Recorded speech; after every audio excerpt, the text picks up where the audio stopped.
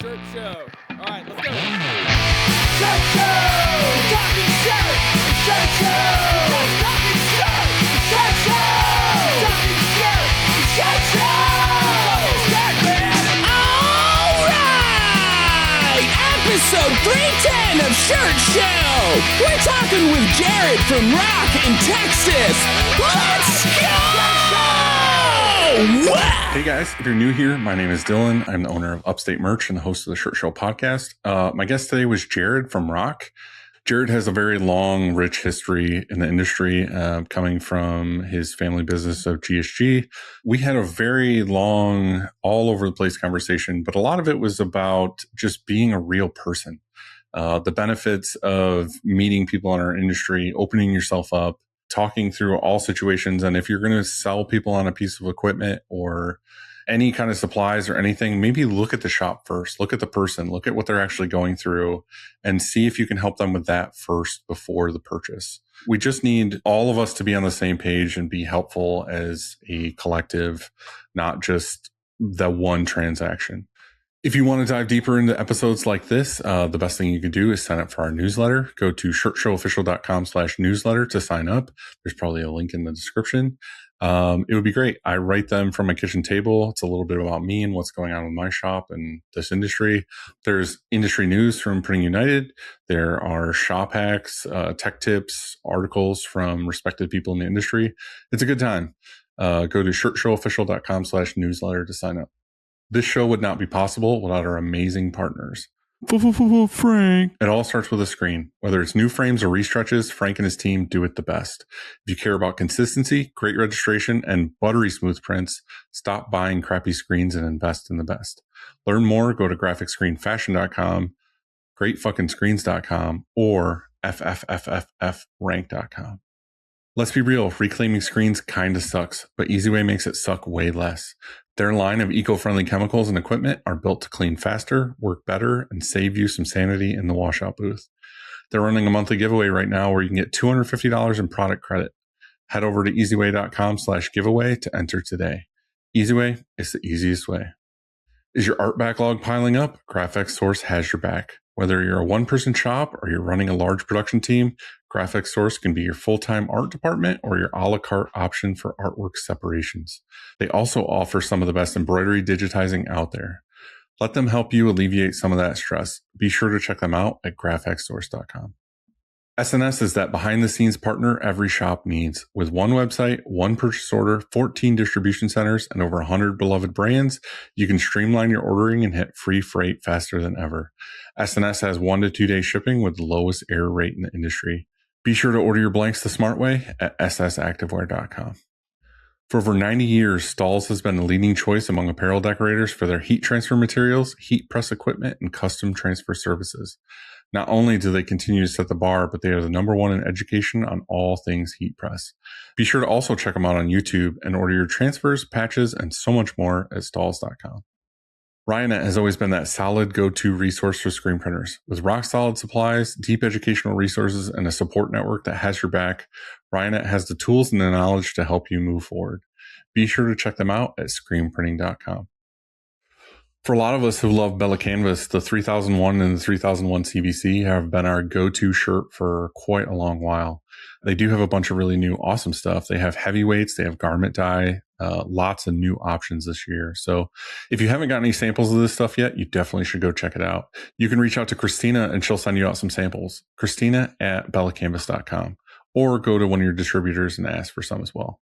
I want to say thank you to all the people who reached out over the last couple episodes. We've kind of had some heavy ones in there, some fun ones, but it means a lot to me when you guys interact and let me know how you feel and what you need from the show. Feel free to reach out to me. You can hit us up at shirtshowofficial.com. You can talk to me directly at shirtshowofficial on Instagram. And I would just love to hear from you guys. I appreciate it. I hope you enjoyed this episode as well. It was a really fun one, and I will see you on the next one. See ya. Hey, my day has been a hot dumpster fire. So, it's pretty good. I'm glad to step into the water. I hope it's warm. Hey, dude, you're my shining star. You're brightening up my day. Oh, this is going to be such a letdown. You must have had a really bad day if I'm your bright spot. Always, you're my bright spot. Yes. Well, that's what best friends are for. I got up this morning and I was like, oh yeah, I got to take my car to get its oil changed, which was fine. It was a sunny day. So dropped that off. I walked from the car place back to work, which is like a mile and a half. So it was nice. I got a nice little walk in. Sweet. And then as soon as I got here, it was just like meeting after putting out a fire. And there's this large company that we do stuff for. And I ordered a bunch of promo products for, and they have an event today. And it was like a last minute thing. And all the promo products places were like, yeah, we'll get it to you on Thursday. It's going to happen. Like not a single one showed up today. And it was like, you fuckers. So I was like, this is why I don't like ordering things that we don't do, because I'm fully relying on another company to get them done. How much of your business is that typically? Very next to nothing. I just have a couple clients that like need it. And it was like, all right, cool, let's do it. Yeah. The nice thing is like the big part of it was a bag for like people who graduated from their company, and these Carhartt bags I printed yesterday. So like I did all those here. So like those look great. Everything was done. It was all the little shit that goes in, like a pen and a notebook and like a whatever. And it was like, yeah, it was like stuff that it was like only the pens showed up. And it was like, okay, here's a bag with a pen. Like it's just don't put it in. Yeah, it's better empty. Right. It's way more low rent to open it up and be like, there's a pen inside here. Yeah, nothing else in there but pen and a hope and dream. Yeah. But no, other than that, dude, it's fine. Life is good. It's what it is. It's sunny out still. That might be a metaphor for this episode of the podcast, though. Is an empty bag with a pen in it? Yeah. So if you're listening, just hang tight. You'll get more than a pen, I hope. Yeah, for sure.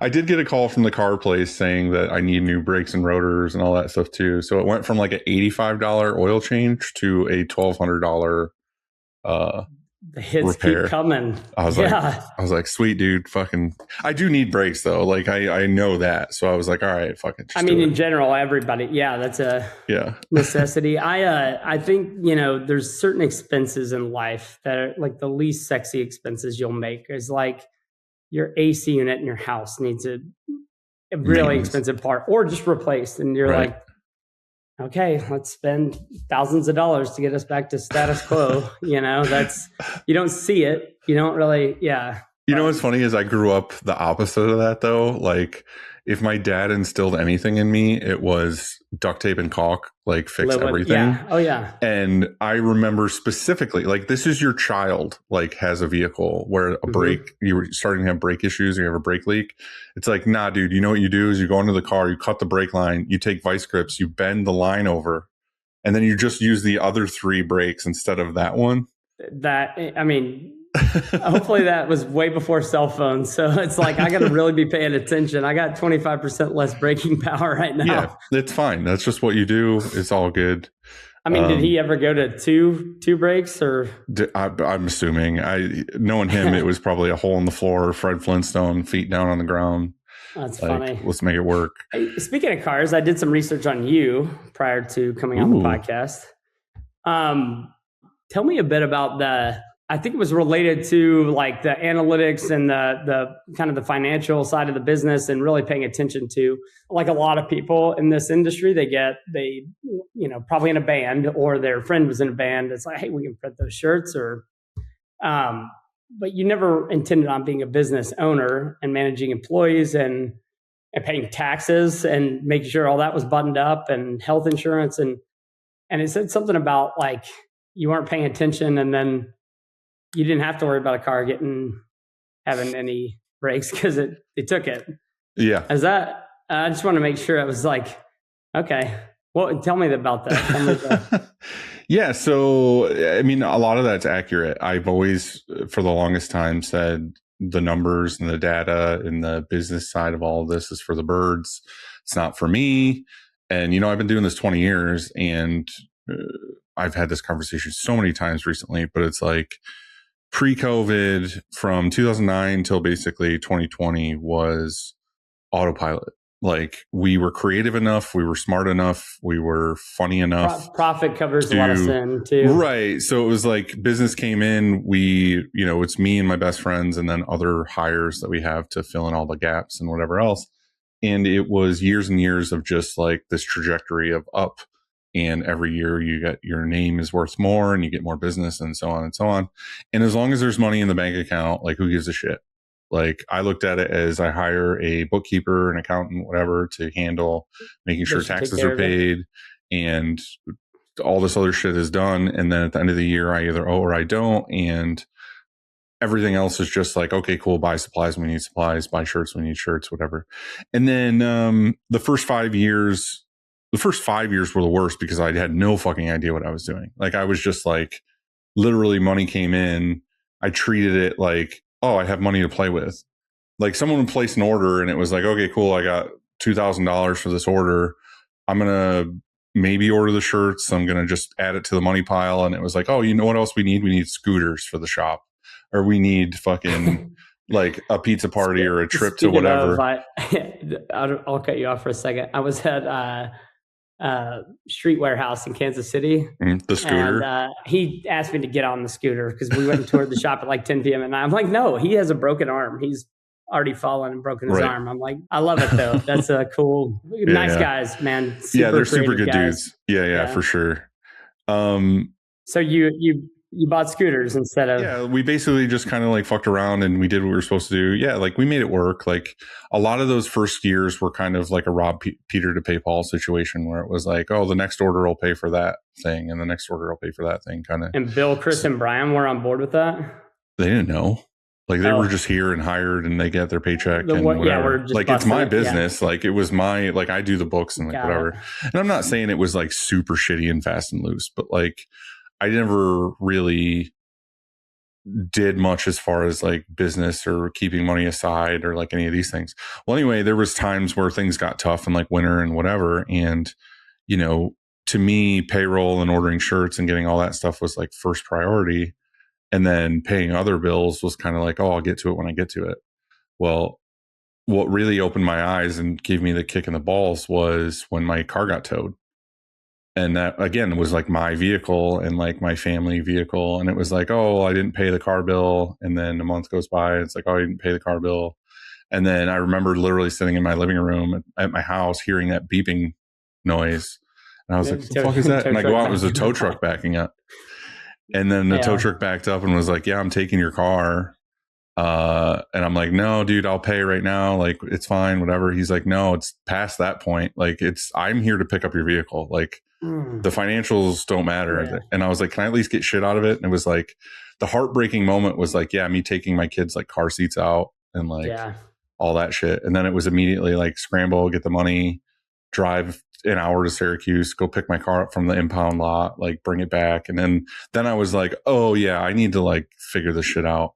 Yeah. And the experience makes it like having to go an hour. And I have like PTSD of like, anytime I hear that beeping noise now, like, I'm like, no, my bills are paid. Like, you know what I mean? Reaper coming. Yeah. Right, like no one's coming to take my car or anything. I don't mean to laugh. I mean, those are like before this and after this moments in your life that if you learn from them, it's great. How long ago was that? That's gotta be.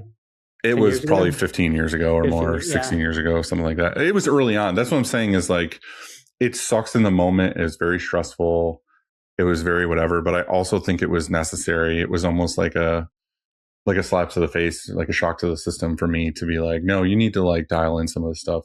And I remember like right after that, I had read Profit First because I was like, I got to figure this out. So I read Profit First and I went through that whole thing, and I didn't do the whole Profit First program, but really what it opened my eyes to was at the end of every day, what I wanted to do. So say I got in, I don't know, $20,000 worth of sales today or whatever it is.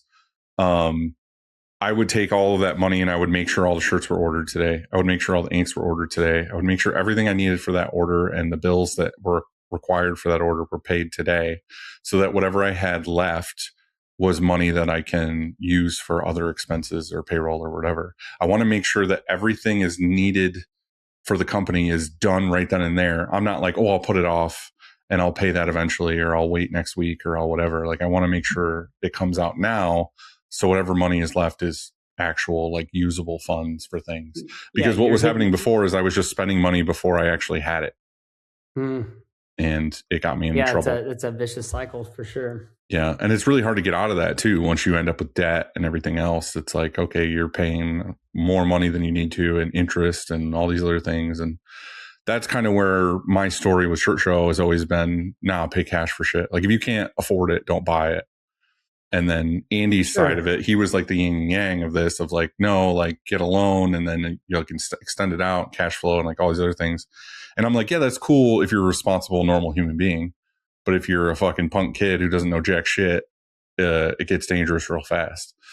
So there are times where leasing is a better option than like technology's changing so fast, right? Yeah. Or so you can do a technology lease, things like that. Is that favorable for everybody? Well, no, but if also cash flow is a problem and then cash out of pocket, you're not at that point, or your business is growing and the technology is changing so fast. Yeah. I mean, you see it. We saw it on the digital side, the wide format side of our business when GSG was still around. You would have people that would buy a 30-inch printer, even, regardless of how much we would say this isn't for you. I mean, you can't do a 3-foot banner with a, right. 30-inch printer. So it's interesting to see, because I got, in distribution and even in on the manufacturing side now with ROQ, you get to see all sorts of stages of where a company's at, right? And it's our job as vendors, suppliers, distributors, whatever, to help that process along. At least that was our goal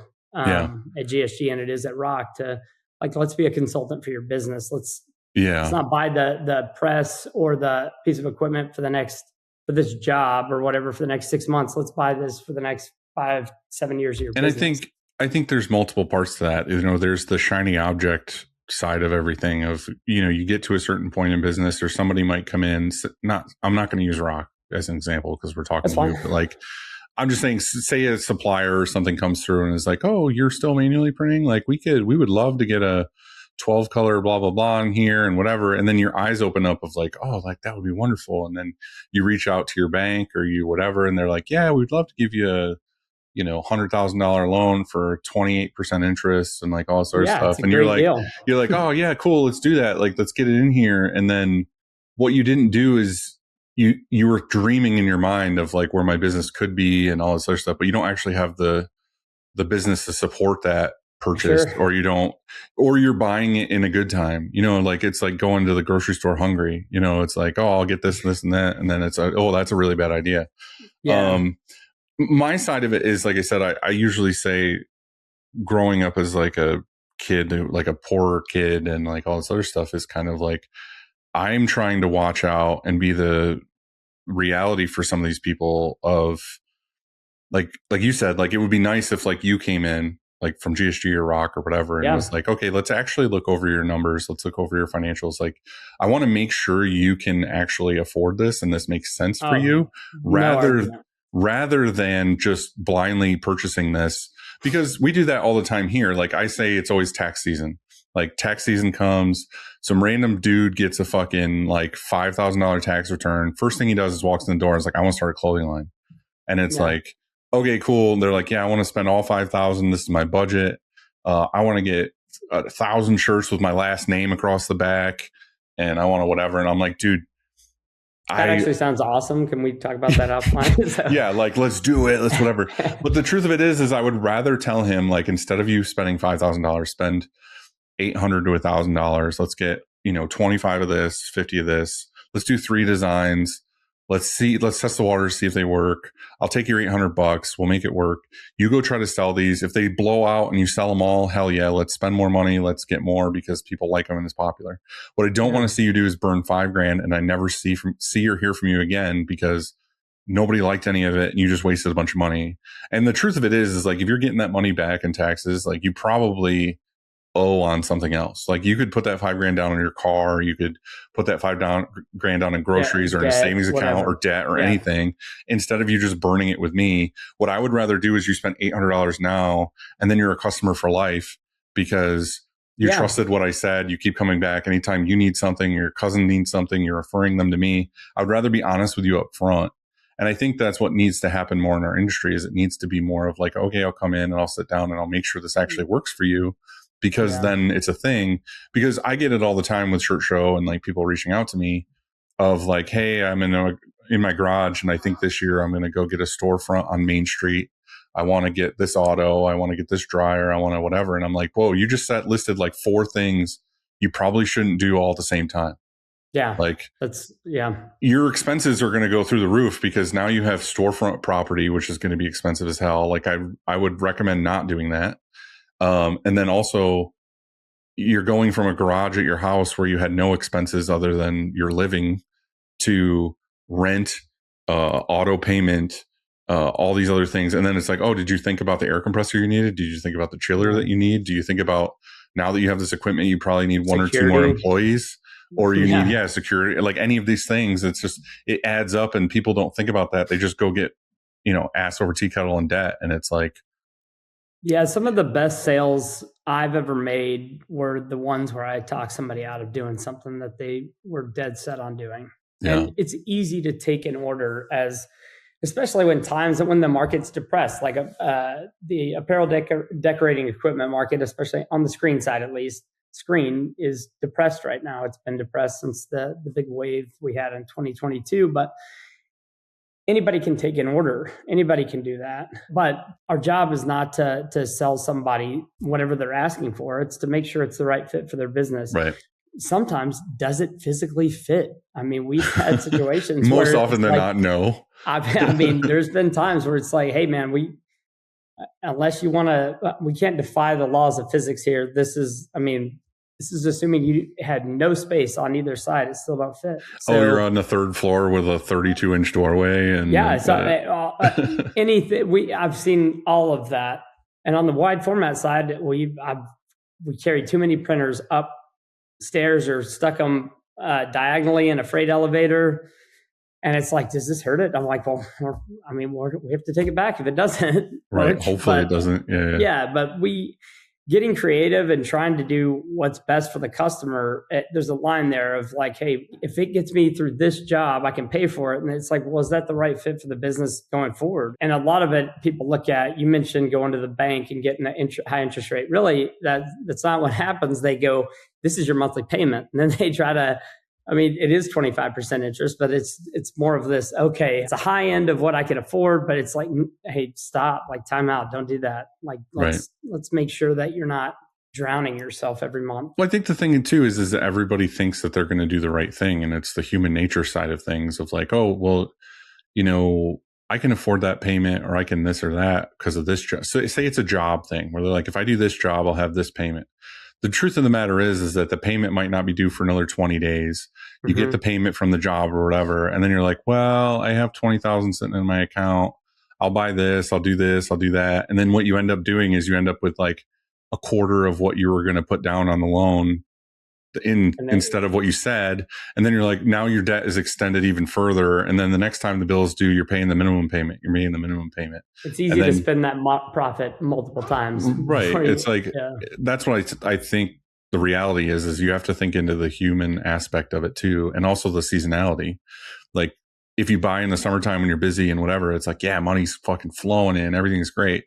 But then it's like January, February, what do you do when you have this like $5,000 a month payment and you have no work coming in, or you have to make sure your heating bill's paid or your electric bill's paid or your payroll's paid, like any of these things. You might fire one of your best printers just to make ends meet, right? Or that's where my anxiety comes in of I want to try mostly to buy things with cash up front is because once I make that payment, cool, fucking that thing is off my shoulders, out of my brain. It's done. I don't have to worry in January if I can make the payment for it. And I've kind of always ran my business that way. There's a couple things that I've gotten a loan for or whatever, but I knew it was something I'm like, I can pay this off in a year, or I'll get a working capital loan and I'll just like PayPal has a really good one that I've used a bunch of times where it's like 10% of every sale you run through PayPal comes off of the thing. And it only pulls money when you get an order. So like, if I have no orders this week, then no money comes out. it's like, okay, cool. So they're just incentivizing you to use their basically their processing services. Right. So like we've always used them forever since 2009 for our card processing. So that's why I said, like, through our website, when you place an order, it goes through PayPal's processing or whatever. So if I use their working capital thing, it's just like, okay, 10% of every sale goes back to pay off that working capital loan. But again, like, it only comes off when somebody places an order or pays. Right. So if it's January and it's slow, I'm not making any extra payments. I don't have a $3,000 payment at the end of the month. It's only whatever comes through. And I'm like, it might be higher interest. There might be a higher fee at the end of it, but it makes way more sense for me as a up and down seasonality business because I don't have to sweat. Like, you don't know if my new fashion line is going to take off after this $5,000 order I place later. So that might be it. That's all you're getting from me. So I don't know, things like that. That's cool. Mean a lot to me, just as far as like but you share those things though, right? Like, that's the cool part about this industry is I think for a long time, I've met so many people over the years. I've been, I was making sales calls out in like 2004, 2005, and meeting some people that have been in business for a long time that, my family's been in this business a long time. And this one guy that my grandpa used to, he used to send it was in Little Rock, Arkansas. He used to send his ink orders on the Greyhound bus. He'd buy a Greyhound ticket and load it up, and then that's how they delivered the ink. It was actually really smart. And there's days I wish, we should just do that. But they were buying a digital printer because they had, subbed out so much. That's always an easy ROI. Like if you're in an apparel shop and you're subbing out banners and decals and things like that, take how much you're doing, average that out in a month. And then that was easy to pin out. Those were easy sales because it's like, hey, you would be saving a significant amount of money, thousands of dollars a month you would be saving if you did it in-house, and you wouldn't be stuck getting a bag with a pin in it. But that's data that shows you can afford that. It's a clear, clear ROI. Yeah, for sure. It's not like a hoping and dream of like the jobs will come if I buy this press. Like But this guy, I said to him, I was like, hey, because he's a screen printer, and I said, so man, this business has really grown from what I was told it was. And he's like, yeah, but I think I was making more money just with one auto. And now we keep piling autos up. I shouldn't be saying that as a ROQ employee, but it's one of those things where it's like the business got so big, and it's so you're just feeding the beast. Like that's all you're doing at that point. Right. In the end, it's a lot of people had jobs because of it. So, I mean, there's that. But as a business owner, that's not why you start the business, is so that you can have a bunch of employees and a bunch of risk owning a business. So it was odd to hear that at that age, because I'm over time you started to see that, like in my head at the time, being young and stupid, I was like, how's that? That's wrong, and over time you start to see like all that comes with growing a shop to that size. And well, that's something that I always try to talk about on the show. And I really don't mean to sound like a Debbie Downer. I try to just give people like the reality of things. Is the benefit I have with the show is I talk to a ton of printers, like on the show, off the show, whatever, like people I meet in DMs or at trade shows or whatever. And it's like, I always like to ask the question, like 2 presses or 10 presses. And again, like, yeah, as a manufacturer, you're like, yeah, buy fucking 36 presses. But the reality is that most of these guys and girls that have these shops that are up to, 10 autos, 14 autos, like they're like, you know what? I was the happiest when I had 2 autos or 3 autos. I had 12 employees. We made the most money. We left work at 5 o'clock. Stress was a lot lower. I had a lot less gray hair.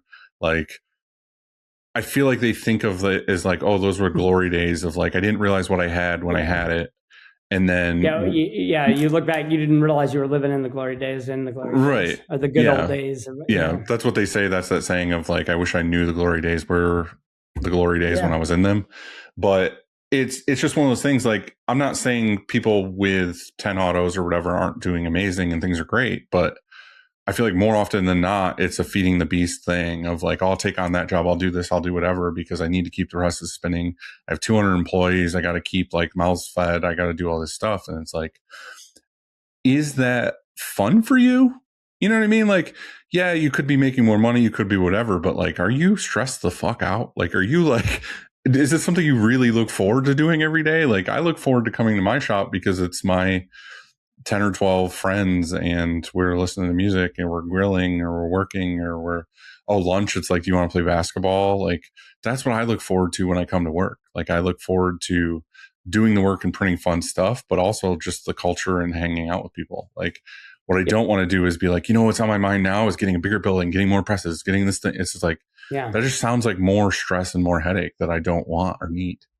Well, I think that's having the awareness. I think the awareness of it, because it over time when we grew our business and we had so many amazing employees that I still talk to a lot of them today. My grandpa had started the business. Well, hold on. Let's pause real quick before we go into this. Pause. Yeah, we need to get into you and how you got to where you are, because we've already sprinkled in like a little bit of whatever. So the people who might not know you or know you and don't have your full backstory, tell us how you went from. Can I cuss on the show? Is that as much as humanly possible? Okay. Cassie Stanzik from Bella Canvas. She listens. There's some song that her kid listens to, and she's like, "Oh, it's." The DJ stops and he's like, "Who the fuck is Jared?" And I'm like, I don't like that. And so she's always giving me a hard time with that. So I told her, I said, "Yeah, I'll give you a shout out. It's make it funny but it's fitting. People might not know me. There's some people that know me that don't like me, and people that out there that, I'm. Well, the reality is I found out with all of the shirt show stuff is that once people hear your backstory and see where you came from, a lot of things make way more sense. Sure. Like the reason why you do what you do and the reason why you're in the position that you're in is just a product of all the years of before that. So, start. Yeah, some would say just because I was born into it, right? That's the easy thing to say. Yeah, I don't think that's accurate at all. I've talked to you, I've met you, I've heard all the things. I know. That's what you. That's the you don't want to be. You don't want to be a nepo baby. You want to. You earned your own stripes. Yeah, that's funny actually. Yeah, exactly. So my grandpa starts the business with a business partner. They had a company called Texas Sign Supply and a company called Texas Screen Process Supply, and they were across the street from each other. My grandpa kind of took the screen business and really focused on that and grew that. And over the years, my family got involved. We got to a point where we had a branch in Houston, a branch in Oklahoma City. And this is a deal where it's like, okay, he's going to buy all of it and put it under one umbrella. The name is Texas. It's pretty limiting. And so he named it, we changed the name to Graphic Solutions Group. And we were not doing very much business even then. But it was a good base, and we had a lot of good employees that literally stayed until we ended up being acquired by Grimco in 2025. Literally, we had some people there for 40, 45, 50. Joe Garcia, Mike Ortega, Kelly Burns. My first boss in the warehouse, Tracy Underwood, was still working for us when we had sold the company. So it was a lot of tenure, a lot of really dedicated, loyal family, really is what it was. And so we grew that, and you talk about expanding and when I worked in the warehouse. I started when I was 16. I had to have a license. I was working in my cousin's t-shirt shop before that, and $5 an hour cash. So if the government hears this, I didn't pay taxes on any of that. That was made up. It's not real. Yeah, right. Well, that's what my checks felt like. So I started working in the warehouse at 16. I started stretching screens. We had a screen stretching department. So we'd clean, coat, shoot. We'd, basically handle all the things that companies didn't want to do for pre-press and mess with screens. We'd handle it for them. So I did that all through high school, and then all through college, I worked in the warehouse in our Oklahoma City branch, and you learn a lot. Even getting into sales out later on, I would see, like back then, we were selling a ton of neon glass to places like Sonic that still had the neon glass outside, and so I could tell you what every single one of those items was. I couldn't tell you how it was actually put together, but it made it so much better getting into outside sales and knowing all the nuance of every product and why it was what it was and how it needed to be stored and all that. So did you even have a choice really? Because it sounds like it was a very family business. Was it immediately like you're 16, you're going to work here, you're going to do all these things? Funny. This is 7th grade. I did a presentation and my dream was to be the president of Texas Screen or whatever, that was what it was at the time. And so I was I liked the business. I liked, I liked working in the warehouse. I was also the janitor all through high school. And so that was great. Actually, I could go in at, midnight and clean it and nobody bothered me. And there's some days where, the days are like you're having a day to day. It's like, I want to go back to being a janitor and just throw headphones in and, so I'm just at a weird spot now because my son's about to be 16. Yeah. And when he was 14, I went to the school and we got him working papers. Because in my mind, I was instantly like, oh, you can start working. Maybe after school, you'll come in, whatever. Like a work release type deal? Or yeah, like they basically get papers from the school saying that they're allowed to actually work. And I can like put him on payroll and he can get a check and like all this stuff at 14. But the thing is like it never happened because he's my son and I'm protective and I'm whatever. And like also, I don't even know where I would put him. Like, I want him to succeed. What I don't want to do is hire him and they'll be like, oh, you're going to go pull shirts. You're going to clean screens or whatever. And I'm in my office and like Bill has to manage my son. And then my son's being a dick or not doing what he's supposed to be doing. That's like exactly what you do and have him treat him just like any other employee. I understand that. But like part of me just like hesitates. I'm like, oh, maybe next week. Well, anyway, now here I am 2 years later. He's about to be 16. And him and my ex-wife were just having a conversation last week where she was talking about BOCES, which is the school program where you can go learn to do trades and stuff. And he's going to do that next year. He starts doing that for his 10th and 11th or 11th and 12th grade at high school.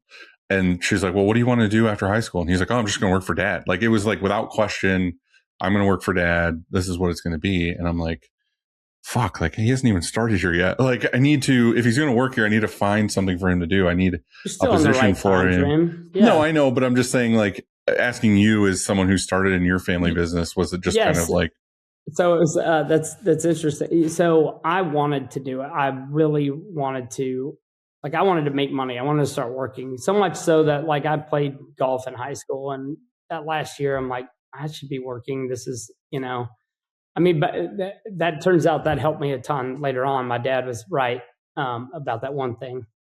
He's right about a lot of things. My dad and I are very close. But he said golf is one thing you can do for it'll help you in business the rest of your life. Just trust me on that. And it does. All right, fill me in on this. How does golf help you with your business for the rest of your life? Because you get asked to play and because Brett Bowden and Ryan Graves didn't want to get embarrassed at this charity golf tournament for one of their big customers. They're like, hey, we need your help. So plus I'm just friends with them, but you get that. It's like that, You're saying because other potential clients and businesses, that's how they operate, where it's like, come play golf with us. We'll talk business on the golf course. It's in a lot of cases. Yeah. In some cases it's like, they could give two shits about golf. That's fine. But in the event, like they need, I still enjoy it, but it's just one of those things that like, there's these charity scrambles at these, like we had a division of our business was electrical sign industry and all those industry events, all those scrambles. It's, I was on the board for the Tri-State Sign Association and I did the golf tournament and it was always fun, It's funny. I've been talking recently and I've never played golf before. The only thing I've ever done is go to a driving range. I did glow ball once. I don't know if you've ever done that where the ball glows and you play at nighttime. Yeah. I was just the biggest dick playing glow ball. I was hitting the ball as hard as possible on like the smallest possible spot just to see the ball fucking go through the air. I was driving a golf cart like an asshole, like full speed, hitting everything. But that was just more to be an ass and have fun. If I didn't know any better and I was just read that, I'd think you were Alex Mimoser. Yeah, basically. That's So, but like recently, me and Christina have been watching like Full Swing and stuff on Netflix, Yeah. which is the golf show and whatever. And it made me really like, I'm at a point in my life where I feel like I could probably enjoy it. Like I love being outside. I love hiking. I was like, that's basically the same thing. It's just hitting a ball and being on a course. Sure. So I'm like, I should learn how to play golf. Like I really kind of want to at this point. There was just last week I was in Myrtle Beach. Todd Petty used to be with M&R. He owns Shirt Rags and he's an independent M&R tech. Do you know him? You know Todd Petty? So Todd Petty puts on this golf tournament every year and it's invite only and you can't get kicked out. I'm not referring to anybody in particular, but so we just did that, and that's something that like that. And here's the deal: you don't have to be good at golf to go to it. So let's keep that in mind. So I'll get good at golf, and I'll get invited, and I'll come, and I'll be an asshole with Alex and you. So you said it was okay. Yeah, of course. Yeah. So getting back to where that all your led dad's advice. Keep going. Yeah. So I wanted to make it like, for me, I mean, just, it's like I wanted my driver's license the minute one that I could get it, right? We were sitting outside the DMV the day of my birthday waiting, and that was, but it's different today. Like kids don't get their driver's license. I'm broad brushing, but like we had a babysitter that was 28 without a license. I'm like, this is, I mean, maybe I look at it and kind of judge that, and then she always gets picked up and people are taking her everywhere. I'm like, maybe she's onto something and I'm off base, but yeah, I mean, it's a whole nother conversation, but I think it's also too, like when we were, when I was 16, same thing. I wanted a car, but the reason why I wanted a car is for be able to drive to my friend's house or be able to drive to a show. Like that was what I did the most, was go to shows. Like I was going to maybe 4 or more shows a week or 5 shows. Like I'd be like, oh, there's a show in Rochester. It's an hour drive. I'd go to, I'm going to Syracuse. I'm going here. I was just driving after school to be like, oh, I'm going to a concert tonight, or I'm going to this, whatever.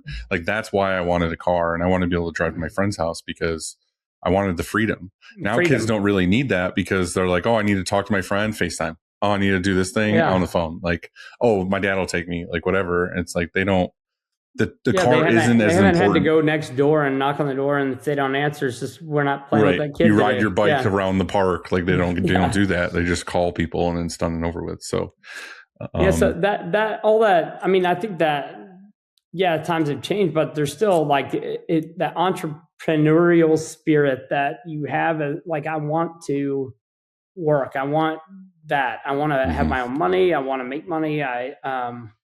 And so I worked in all parts, right? So shipping, receiving, stretching screens. I enjoyed it and I made good money. Well, good money for me then. I think it was $7.25 an hour or something and then in college, I was able to go to college and then work, and I enjoyed. Was the plan when you went to college always to go back to the family business and just be higher up? Well, I was in the family. We had a branch in Oklahoma City that I was working at. So it was constant. Right. But I'm saying usually people go to school to be like, okay, I'm going to do something else. You went to school. I went to school to, I want to work in the company. Originally, my major was accounting, and then I really liked accounting. I was good at accounting, but I wasn't going to be good being at a desk all day, every day. Right. Like I didn't want to do that. And so I changed it to marketing. And the goal from there became like, okay, I talked to some other companies. I talked to Peter Walsh at NASDAR. We had a good relationship. He was still at NASDAR then. And I talked to some other companies, but it was like, hey, I'm entrenched here. The wide format digital side of our business needed some help. We had been on the bleeding edge of that technology with NCAD, and then we were selling a hot solvent roll-in called the Solvent Jet at the time, and super clever. Well, yeah, very clever. It became a Sol Jet when it was EcoSol, so it's very the names are so good. But so it was interesting. I trained this new guy in the warehouse, this guy Chris Johnson, and we had a program called it was the garage sale, which and talk about some of the oldest inventory and crap. I mean, some of it, like you pick up we sold sign paint. You pick up the can of paint and the bottom would just fall out. And it's like, this is why, who would have bought this anyway? And so this is the leftovers of everything nobody wanted, but we were cleaning that up. That's this guy's first week. I'm like, he's going to quit, or, it's not pretty, covered in crap. It's right. And my dad happened to be just up there visiting a customer and stopped by the branch, and I didn't know that. And it wasn't really a big deal. And this guy, Chris, sees this, my dad comes back into the warehouse and he gives me a hug. He's like, all right, I love you. I'll see you next time. And takes off, and I'm back to work. And he goes, do you know that guy? Like, do you know who that's the owner of the company? He told you he loved you. Like, he thinks you're like, yeah, I'm just a really good employee. Yeah. I'm surprised he didn't do that with you. I mean, he loved, you have to work up to it.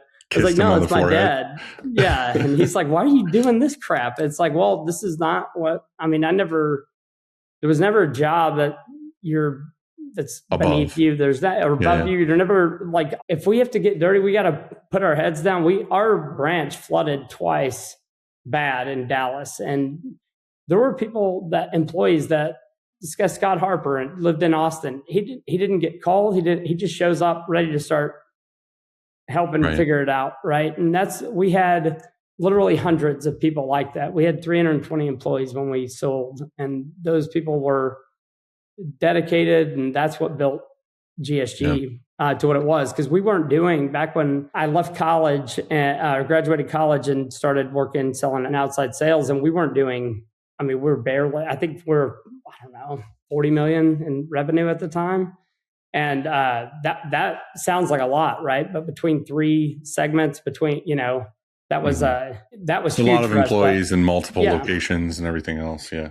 Yeah. So as over time, you talk about, as you branch out, is getting bigger better? Is it became one of those processes where you don't know any different. It's just, that's the growth plan. We would organically grow, right? We ended up growing to 10 branches throughout the central part of the United States. And each one of those has its own unique story, right? Like going from the Southwest to Cincinnati, there's a story there. And going to Cincinnati is just a headache, just learning geography of that, right? Like same with Minnesota, same with Milwaukee, having to delay deliveries because the snow was not something we were used to in Texas. So yeah, I feel like that made a huge impact on people, especially. This might be the most boring part of the podcast here, is just hearing all of that, It's a lot though. That the reality is that's what I meant by like your backstory is there's a lot of growth and a lot of things that get you to the point of being knowledgeable about these topics and why you would be higher up at GSG into, okay, now you're at ROQ and this is why you're doing what you're doing at ROQ. It's not like you just got like, oh, I knew somebody who knew somebody and now I have this job and I don't really know anything about this industry, but I'm good with numbers or some bullshit or whatever.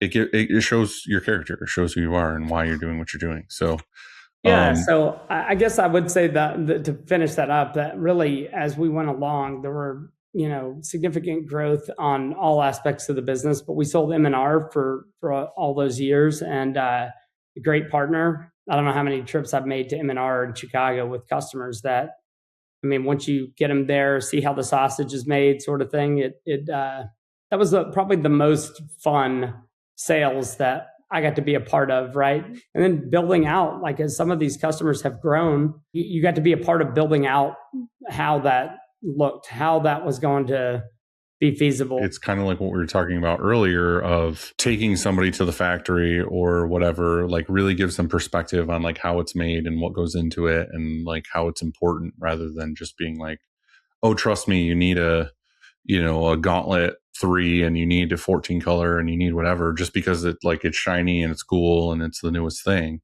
It's nice to go to these places or do your research or go to other shops and see, that's one thing that I'm open to and I'm happy to do is a lot of times someone will call me and be like, hey, someone 2 hours from you wants the laser, or someone an hour from you wants to check out the Sprint 3000 or whatever it is. And I'm like, come by. Yeah. Like, I'll show you, like, I'll tell you straight up, like, yeah, this sucks. This thing's cool. Like, this is a good feature. This is whatever, but I would actually recommend this press or, whatever. And it's like, what are you trying to do is the question. Like, I'd rather you get the honest answer from a real person using it daily than having the sales guy say something. Like, I've done that before with the rep who comes in and is standing right next to me trying to be like, oh, I brought you here. Isn't this cool? And I'll be like, don't fucking listen to what this asshole's trying to tell you. Like, this is the reality with this thing.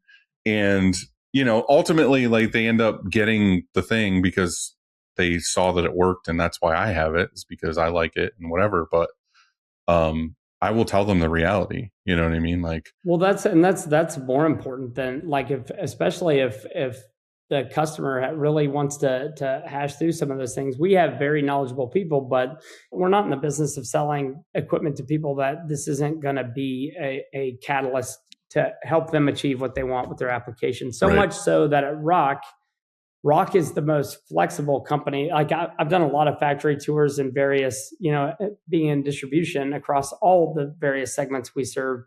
You'd go see some very good manufacturing facilities, and then others where you're like, this is why we're having the problems we're having. So, but with ROQ, it's super impressive, you know, because a lot of people, and I was guilty of this, is we sold against ROQ by saying, you know, this is a brand new company. This is, you know, and that's just not true. ROQ's as old as I am, right? ROQ's as old as M&R. It's literally, 1983. So it's 1 year. Yeah, but it's competition. Like, at the time, it's easy to sell. Yeah.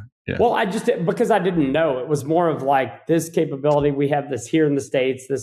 And that part wasn't untrue. It was more of just not knowing that company wasn't a newer company. It was, we treated it as new because Ryanette brought it in and then branched off. And that's how you can say, like, stigma. It's new, it hasn't been around because it's just now getting introduced. And how many people do you know that have this and whatever? But I've heard it all, being on the blue side for so long. Like, I've heard all these things, but, like, again, the reality is, the eye-opening aha moment of all of this is talking to other people. Like, I'm very much so in the mindset of, like, I just want good support. I want a great network and a system. Like, I think the blue and the green and the red and the whatever, like, all work. They all print shirts. They all pull squeegee. They all do the whatever. But for me, it's, who do I trust and who can I laugh with and who can I call at 10 o'clock at night and be like, hey, this isn't working, or I have an issue, or, you know what, I had a creative idea, or I'd like to expand my company, or whatever it is I want to do. I want a partner who's like, hell yeah, let's fucking figure it out. Let's do it. What I don't want, we can pressure test that. You don't have a ROQ, but just call me anytime and, like, hey, just false alarm, but just say if you don't answer. Exactly. But that's what I'm saying is, like, I'm at a point now where I'm like, I don't give a shit what color anything is. I want someone on my side who wants to help me grow, or wants to help me figure out a new technology, or lets me play with something that's like that. And that's the point. Like, ROQ is so flexible about, okay, you have an idea. This is going to be something that you would want to see on a press, or a press that does this. ROQ is the most innovative, I guess, flexible company that I've seen, that it's like, yeah, we can do that. Let's figure that out together. Right. Yeah. And that's unique. That's not very common in manufacturing, when you want something, you know, spelled out, template made, let's just crank them out. And there's nothing wrong with that, but it's having the flexibility to go, yeah, let's completely screw up our production schedule if we end up throwing this into the mix, that sort of thing. But they're open to that. That's the thing too, is like taking other people's opinions, or say a shop who's like, well, it would be really cool if this was here, or it's almost like, and I talk about this quite a bit, but like, Gildan really opened my eyes to the benefits of, like, the BOD, like the board of decorators thing that they do. And I think that every company should do something like this. Like, even if ROQ did it, where it was like, we have our board of decorators where every year you go pick 10 shops that are doing, like, hey, you might be one who just got at their first auto. There's another guy here who has 14 of them. And then there's these people in the middle and whatever. And they all come and they go to Portugal. They see the facility, and then they go to, I don't know, some other place that has to do with ROQ stuff. And then what you do is you have quarterly meetings, or you sit on a board and you you bring in, say, 5 engineers and you and someone else, and you have a fucking notebook in your hand, and you're like, all right, guys, go. Tell me what you don't like. Tell me what you like. Tell me your like ideas. An open forum. Right, open forum. But the thing is what really impressed me with them is it wasn't a thing for show.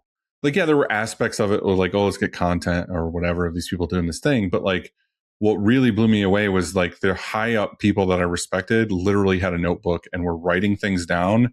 And then the next meeting, they were like, okay, we changed this. We're tweaking this. We're doing this thing. And it was like, oh my God, they actually fucking listened.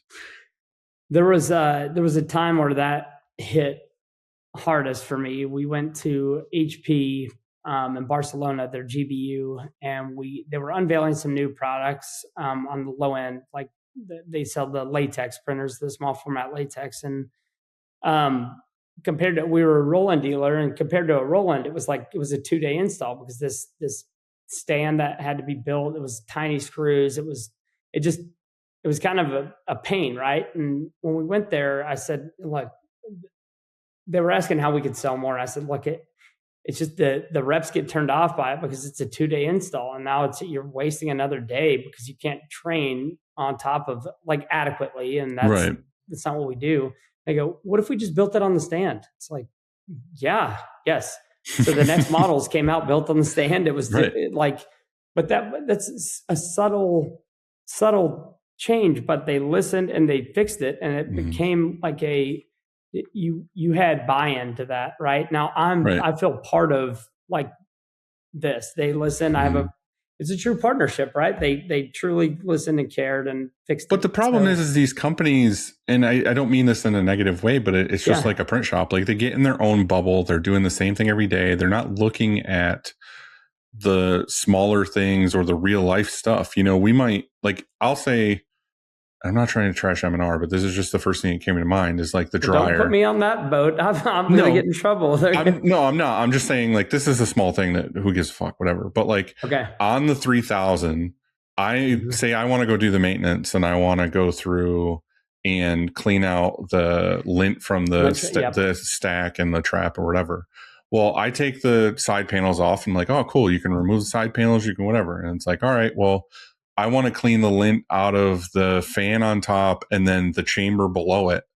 I have to like shut the power off, shove my arm in through the fan, scrape around and get shit out. And then when I go on the inside, I have to remove 4 tiny screws from a weird angle, pull a little panel off, and then shove my arm in there and like reach up and like try to scrape. It's like, how is there not a fucking access panel?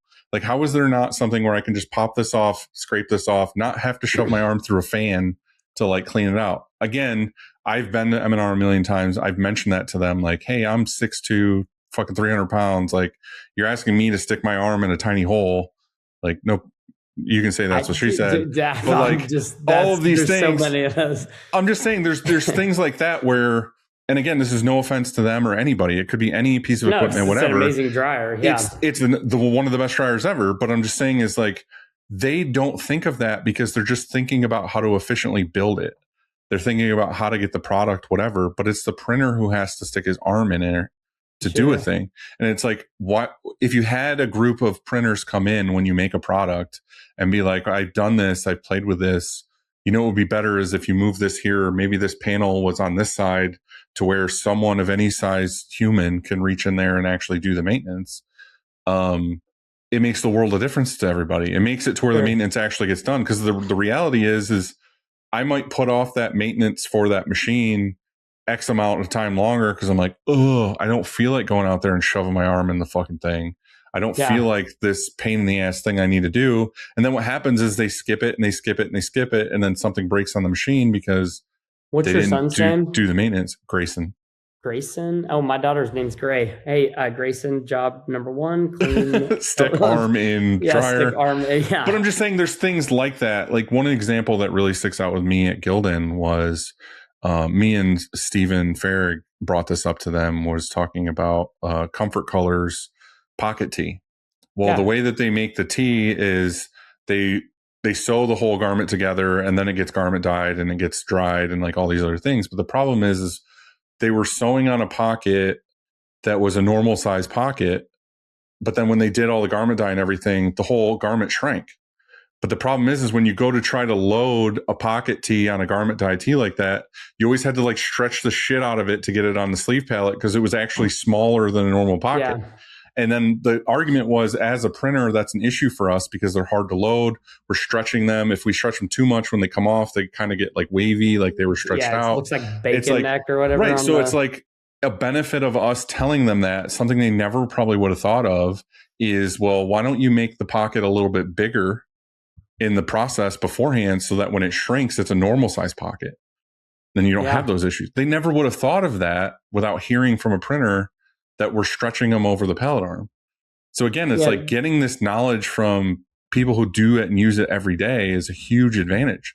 100%. I mean, the fact that, there's a lot of things that this industry does. This, when I left Grimco, I was there for a short period and started looking. I didn't even look at the other two industries that we were in, which was really electrical signage and then wide format printing, and because they all tie in really together with, but the apparel decorating side, the amount of like this show, the events that I've gone to, from ThreadX to, me and you've seen each other at a lot of events recently, and there's so much to learn and garner. ThreadX this year was about really not so much about your business. It was about what can you do good in the world with your business, right? Jed talking about inclusivity, right? Hiring special needs for jobs that they have built a great business, him and Vince, off of solving a really cool need, but also it's not like they're doing favors. This is employees. Right. And so the thing about his thing that really opened my eyes too is I think it removes the stigma, because a lot of his argument is like, you think that you're hiring a special needs or whatever person, it's going to be an issue. It's going to be someone you have to babysit. It's going to be whatever. And he's like, no, the real statistics is like most of these people, say if they're autistic or whatever, like have more attention to detail. Like they are going to be better than the regular random dude that you hire, because they are going to really respect that job. It's their freedom, it's their whatever, and they really want to work hard for you. And people that like my nephew Callan, he has autism, and it's such a negative stigma that he wouldn't be employable, because this kid is one of the smartest kids I've ever met. It's just one of those things that I don't learn that unless I go and hear Jed talk about how passionate he is. And so one thing I would say to anybody on this, listening to this podcast, if you're still awake, on my account, not Dylan's, he's very charismatic. Thank you. I would say go to the events, meet people that you're not normally comfortable meeting, put yourself out there in a way. I know I've listened to podcasts, and I know that you have the anxiety in your head of having to go in and talk to people that you really don't need to talk to, or ask questions, or feeling anxious of like, who's doing your merch, things like that, right? Yeah. Leave them alone. This is one of those things where this can not only benefit your business, but this can benefit you personally. And that's ultimately what you learn over time, is that, and I'm not saying asking somebody who's printing their merch, but it can be an anxiety riddled process to go into an event. It's in a different state. It's new. You might not know many people. The events that I've gone to, the POD conference with Stalls, the ThreadX conference, the Apparel Decorating Summit coming up in June, and most importantly, the event Shirt Show's doing at our facility. And we have demo days right after that. So anybody who comes to the Shirt Show can stick around, see the equipment. It's a good time. I'm gonna lie to you and say it's all air conditioned throughout everything. So it's not gonna be hot at all. But those types of things, getting a little taste of what it's like to share experience, and people would go, why do they care about mine? I screwed up so many times. It's like, that's exactly what people want to hear and feel comfortable. Like, I did too. The other thing too is like doing this for so long and meeting all of these people is like every person, maybe except for like one or two, in my experience, is 100% approachable. Like I want people to Let's feel like they unpack the can. one or two. Let's dig into Let's that. leave that alone. All right. John Gibbs, logo daddy. Super approachable. John's amazing. Yeah, of course. Of course. I'm giving him a hard time. It'll always be him and Julie. No, I think that there's this thing of like, oh, I can't talk to that person, or they're above me, or they're intimidating, or they're whatever. And it's like, nah, dude, like pretty much everybody in our industry is 100% approachable. And most of them are going to want to give you information. They're going to want to talk to you. Like, I think even you were telling me at like ThreadX or something, like some people were like, oh, I want to talk to him, but I don't feel like I can, or something. And it's like, yeah, you're a celebrity. Just talk to like anybody. Like, I'm the biggest fucking moron. Like I would say you're surprisingly and shockingly tall compared to what this, like if I just watch the show, I'm like, okay, he's 5'8" like me.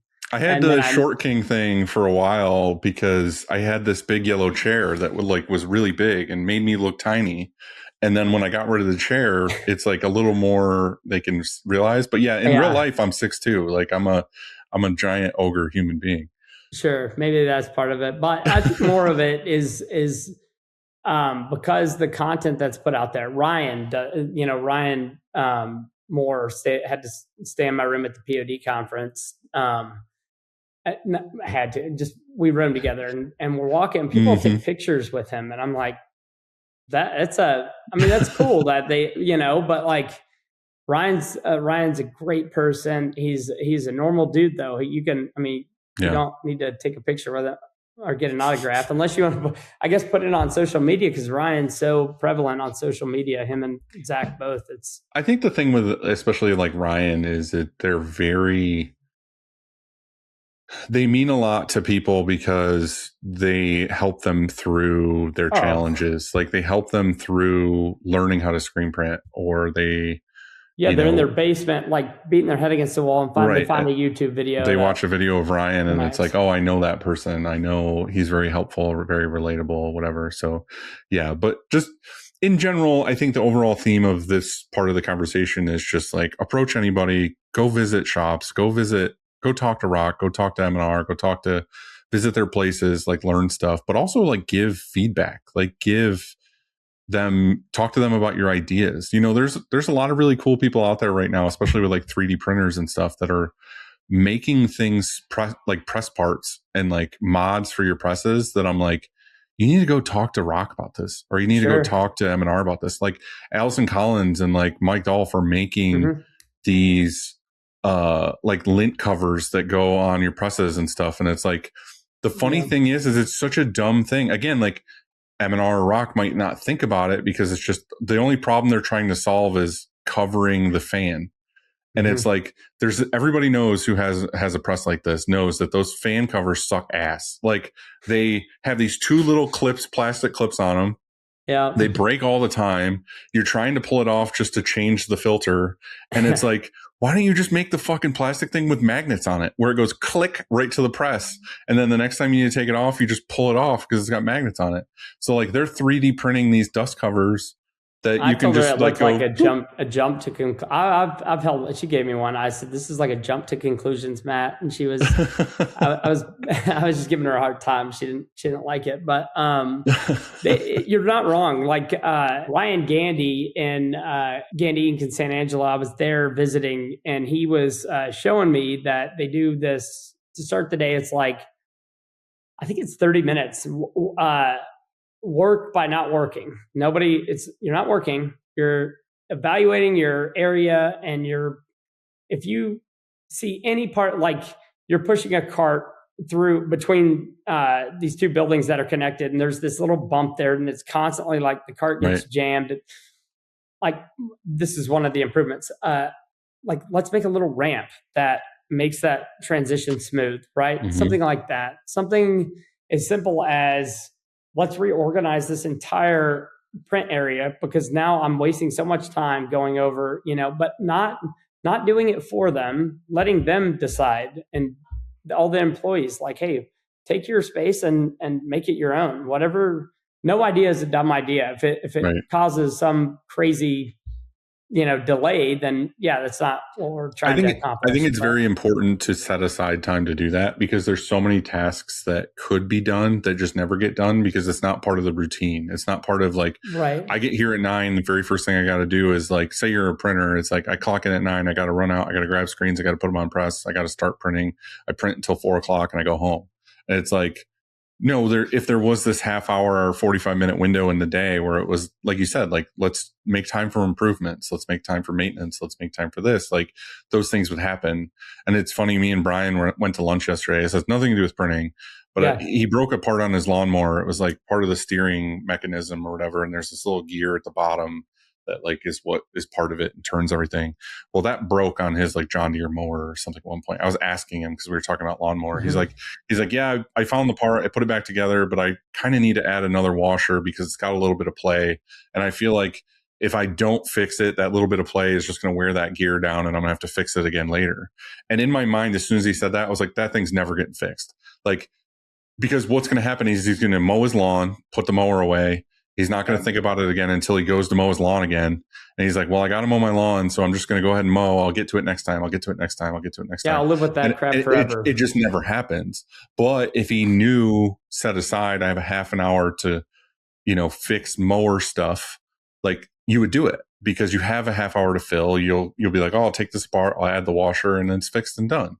But that's if you don't add that time, for the whole process. Yeah. Right. That's but why, if you don't add that time, it's never going to happen. So I think that's very smart. It's like a shop hack is just like make time in the week every week. Even it doesn't have to be every day, but if it was like on Tuesdays, we take an hour to. Yeah, I think this. Make it your own. Yeah. How much do you need for that? But make some time to where you're not going, hey, we got to crank this job out, or hey, we're behind, or But like you said, like even a hump on the floor or a crack on the floor, like people will just walk over that for forever. They'll never fix it. It'll just be there. This is do as I say, not as I do, because like in my personal life, that's the part where I'll neglect the living shit out of things. I wish that were, it's like, it's like my daughter will say, well, if that's wrong, just fix it. And I'm like, oh yeah, I know things. I wish I could. But I've always put work so far ahead of things in life for many, many years. And it's stuff like that. Well, okay, I'll get to that. Like well, it's the mechanic. It's the guy who runs the auto shop always has the shittiest beater. Right. It's because when he gets home from work, the last thing he wants to do is work on his car. It's the same with people who are chefs. Like they go home and they make grilled cheese or cereal. Like they're not going to go home and make a fucking gourmet meal. It's the last thing they want to do. Sure. And that's exactly the process that plays out, and that's a flaw, and I know it, but it's also something that's I know that okay, I have to work on that sort of thing, and that's now getting settled in here at ROQ. This is going to be something that I am gonna. I heard a pen click. You're changing your life right now. I worked for GSG was 27 years, and then when I left, it was like okay, then that's gone. It was I didn't work for 3 months because I had like some trips lined up, and it wouldn't have been fair to start and then be like, hey, I'm taking off on you. But that 3 months, it was like, it should have been the best months of my, I didn't have to work, just go do whatever. And I was more depressed than I've ever been in my life. Like with just no purpose, my work was my purpose. Right. So anyway, it's similar to that whole deal. It's like if you have tunnel vision and focus on so many things for so long and not mind the fact that it's in the work environment too, the employee satisfaction levels and all those things, when you get to address problems that are pains in the ass, and they're giving me time to do it. It's pretty cool.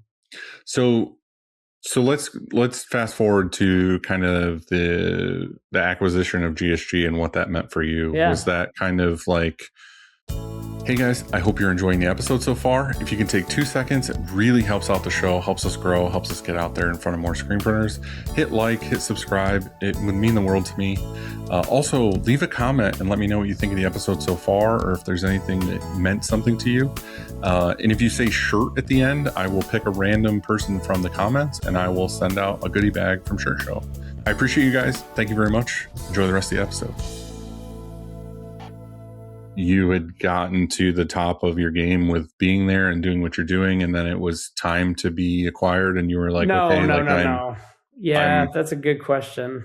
So I was president of the company. I was running the company, and we were friends with the senior management team at Grimco. There's an event on the sign side of the industry that NASDAR would go, us, Grimco, Reese. It's basically, and vendors, manufacturers too, and get together and kind of you're amongst peers, so you kind of you meet your competitors, but you also meet them, and it's like, oh, that we're all doing the same thing. We're all enjoying similar problems or similar, Yeah. And it was a good event. But over the years, I got to meet Keith Patillo, John Burkemper, Kevin Hauser, and from Grimco, and you get to learn that, okay, Kevin and I were on a panel together with Avery when I first met him, and it's like, man, I wish this guy that was saying all this, like he's saying things that we're speaking the same language. We're very much on the same page. Yeah. I just wish he wasn't with Grimco,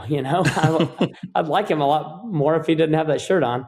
And eventually they came into town one day, but we weren't for sale. We weren't trying to sell a business. None of that was the case. It just, Grimco has they're very aggressive on the acquisition front, and they do a good job with it. And they're a great company, and they have a dedicated focus on growing into the apparel decorating industry. So if you're thinking you don't know who Grimco is, you don't think they're going to be around, this is a flyby. That's not true. They're making all the investment. Yeah. It's part of the long-term strategy. So don't think that they're not serious about this. They are. Right. But I'll say that they came and offered, when you're not for sale and somebody's trying to acquire you, they made an offer that makes your ears perk up and that sort of thing. My dad had waited. My wife was in chemotherapy at the time, and we met later, and we decided, let's keep opening doors on this until one closes. And that never really happened. We had some delays. It was a long process. It was a year and a half. And I don't reckon, I wouldn't change much about it. I definitely don't want to try to go do that all over again, because it's pretty painstaking, and you're trying to run your business as if that's not going on, but that's near impossible to do. So anybody going through that, just know that it's a process too of, a lot of companies try to sell their business, right? It's like getting your room clean, right? They're trying to get all the crap they piled up in their closet and get it out. Let's sort it before somebody starts looking in there. We didn't do any of that, but we ran a pretty clean business, and it's just a painstaking process of showing, here's some bad AR that, customers didn't pay, or right. Here's, dead stock of something we tried our hand at and it didn't work, and things like that. So when you run your business like you're about to be acquired, you tend to run it in a way where it's like, okay, we're going to focus more on cash flow. We're going to focus more on making sure that we're not making risky decisions that could end us in a horrible spot.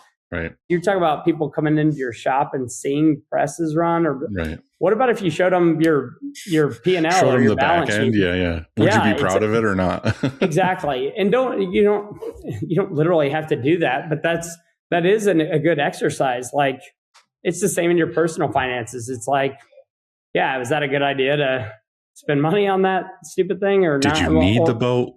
Yeah. Yeah, exactly. All those things are things that they're easier said than done, but I think it is a good exercise, because in the event that happens to any one of the business owners listening to this, somebody could come in and competitively want to be removed from the equation by another company, or they value what application you're doing or how you're running your business. But if things did go to where they wanted to acquire you and you had to, kind of lift up your skirt, so to speak, would you be okay with that? Right. Well, there's a lot of things. There's a lot of things that could happen too. There's just life changes. Something to your family could happen, or something to you could be hit by a bus, and it's like, okay, right. Well, what? You were there day in and day out running that company. If you're not around, is it even a company? Is it? Sure. Is your wife going to be able to just pop in and run your company? Maybe not, but if everything was tight and where it needed to be, and like your books were clean, and you had all these documents with all your passwords and all your information that you needed, everything was tight, then it could be picked up by somebody else. It could be picked up by the manager or the vice president or whatever it is. Like, it can be taken on because all the info is right there in front of you. But if everything is scribbled on notes or it's half of it's in your brain, then it's nothing. It's not worth anything because it dies with you. Like, yeah, we've had several life events at part of the acquisition. Even my dad had a heart attack and a quintuple bypass surgery the next day, and we just started with talks with Grimco, and it's Sunday night at midnight. I'm calling Keith Patillo, the CEO of Grimco, and I'm like, this is super creepy. I'm calling him at midnight, but I told him, I said, hey, this happened. This isn't gonna, I've talked with my dad, my family, my brother, and my sister, and we're still moving forward with this. I just didn't want you to hear that this had happened. This isn't, and they appreciated that process. And that was, but then there's things like that happen throughout. Like, my wife still going through treatment for cancer was,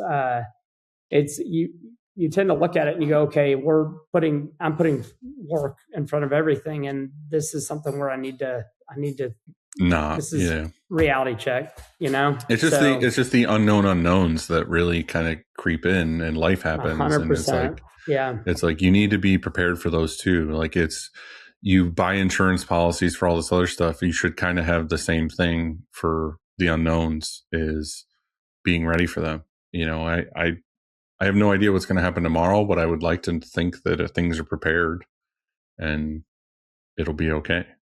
Yeah. It's like being dumb, right? It's not hard on you. It's hard on everybody else. It's the same when you die. Yeah, for sure. Yeah. So that being said, what made you want to get involved with ROQ after all that? Because it seems like it was a whole life of figuring out the GSG thing. And again, like you said, you were doing all the grunt work to get up to where you were running the company, and then you leave that. I think me and you kind of had this conversation a little bit too, of like, you're a worker, you're a person who wants to be involved and wants to have the stimulation of like building something and doing something. And then that's not around anymore. Like, what happens next? Yeah, I can't just go to trade shows by myself. What are you doing? I'm just hanging out. Just want to be here. Yeah. Hey guys, where are y'all going later? They'll just look. Yeah. My wife says that, we're made to work, right? That's biblical, and we are made to work. And this is something where I'm like, sitting around was not doing me any favors. And I started to look, okay, where would I want to go? Who would I like? And at a certain point too, it's like, what's available for my skill set? And you start looking around, and what kept coming up is I had gotten to work with Ross Hunter and Ryan when I was at Grimco and bringing on apparel decorating there. And they had it was such great guys to just sit and talk to and work with. And it was so flexible. And I'm like, you know what? If they need help running sales over there, I can take a job as VP of sales, and let's try my hand at that. Insurance was a big deal. I wanted to have insurance. I didn't have to, whatever on that front. And so I looked at what else was available and seeing where ROQ was headed, and really I just bought into that. And I told Ross, I was like, you sold me a bill of goods. You were here, and then I came to work with you and you left. So shame on Ross Hunter, Liquid Graphics. He's going to eat this up. Yeah. Yeah. Way to go, Ross. But it wasn't, it was funny. I got the call that day that Ross texted me like, hey, I need you to hop on a conference call right now with Cindy and Ryan and I. And I looked at my wife and I'm like, if they're firing me after, like, I got on hot, I was pissed. And I got on and Ross is like, hey, how you doing? And I'm like, I'm fine. What's up? Like, let's go. What is this? And he's like, oh, it's not a bad call. You're mad. I can tell you're mad. And I'm like, what is this? And he's like, well, I've taken a job with a different company. And I'm like, well, this is bad. This is a bad call, Right. So, but really it was to come on board at a company with the culture and the team here. I'd worked with Rob Welch quite a bit. I had Buck Primo is one of those guys that if you don't know Buck, you need to know Buck. He cares. He's talk about mechanically and creatively minded. That's Buck, and that's the sort of thing though that, man, I over time you just see the culture there. It was a fit that I wanted to see how it worked. Yeah. So yeah, I wouldn't be wearing a backwards hat on this if I was still at a different company. So you'd have a polo on right now. Yeah, that's right. That's right. But you know how it's with any. We had a lot of cool companies in this industry. I could have gone anywhere. I fully get it. Like I know exactly what you're saying with that. And it's not necessarily that you were thinking, oh, I want to get into equipment sales or I want to whatever. Like, yeah, you're looking for a place to put your skill set, but it's also like, where do I want to spend my time? Where do I want to put my life in and like have a good time too? And it's funny, a lot of my decisions and a lot of my respect for people comes outside of the work stuff. Like, sure. Like me and you, for example, and this was like a total chance of fate or whatever, like not to get that deep, but like. Is the Albar? Yeah, me and Allison and Christina and Mike were just going back to the hotel in Long Beach, and we were like, oh, let's just go chill, find a cool place. And I was like, I want to go up on the roof and, and get a breeze and be outside or whatever. And we go up there and we're sitting there hanging out. And then you show up and, we had kind of met each other a couple times, but we haven't really had a lot of time to sit down and talk or whatever. And, we get there and we start shooting the shit and we realize we have a lot in common. We're just like talking about stuff. And that's when I like to really understand a person is like, okay, this is a real human. They talk normal. Like for me, it's as dumb as it is, like cursing or just like being a crude person. Like it shows instantly who that person really is, because if they're constantly like filtering themselves with everything that they say, it immediately makes me be like, what else don't I trust about you? Like what else? Like if you can't put your guard down and laugh at a fucking that's what she said, or like, you know what I mean? It's just like, it's like stupid shit. If you can't just like crack a quick joke or you can't like say something silly, then it instantly makes me be like, I don't know how if I can trust you. You know what I mean? I mean, and I've like, had the opposite too, where I've that unfiltered, like brutally honest demeanor. People don't like that. It's like, I get that, but then I also like to respect that as well. I know that you're not my people. Like I know that like I shouldn't be in this room. There's a lot of times where I do that. Like I join a group or say a chamber thing, and I'm like, oh, I want to be on the chamber because I want to get involved in my local economy, blah, blah, blah. And then I go sit down with these people and I'm dressed like I'm dressed and I got tattoos and I sit down and I start being like, oh, that guy was a dick and this thing's fucked or whatever. And they're just like, oh, like he said the F word. And it's like, this isn't like, I'm not trying to just be an asshole to be an asshole, but like, this is how I talk as a real human being. Like we're in a safe space, guys. Like, the fucking swear police aren't going to come through the door and like drag you away. Like be a normal person. Like, so to me, that's where I know like, okay, this isn't where I should be. I should be in another place where people are going to be more fun and creative and more happy and whatever else. Like take the stick out of your ass and be a normal person. So anyway, back to our story, like talking to you about, where you've been and what you're doing and just life stuff and joking and like, we were laughing about stupid stuff made me instantly respect you more, but the company that you're working for and the things that you guys are trying to do because of just you as a human being. And I think that's where, going back to what we were saying before, like getting out there and talking to people and seeing things in real life or going to other shops before you buy equipment really sets the bar for you of, is this something I actually want? Is this something I see myself in? Is this something that I can trust? And that's where I think like you as a person seems like a really good fit for what you're going to be doing at ROQ. Is you're a normal ass person. And I mean that in a nice way. Like, I appreciate all those things. And likewise, like you have this demeanor on this podcast. Well, it's the same Dylan that you meet out in public, and that's the same guy that you're like behind closed doors. And that's the part that I think there's certain people like John McGee is one of the best dudes in the industry, right? And hearing the vulnerability on some of the things that, you know, some people might have a hard time talking about that, especially on this. And y'all feeling your feelings, right? I'm all for that. But y'all apologize for it. I don't. I'll cry like a baby. I don't. That's me. I'm very emotional. The behind the scenes of that was, I try to be vulnerable on this show as much as possible. I try to be real. I try to say shit that needs to be said, but I don't go out of my way to do that. Like, it's just, if I'm having a conversation with you right now and something comes up, I'll just say it, and I'll regret it later, or I'll have anxiety about it. But 99.9% of the time it just comes out.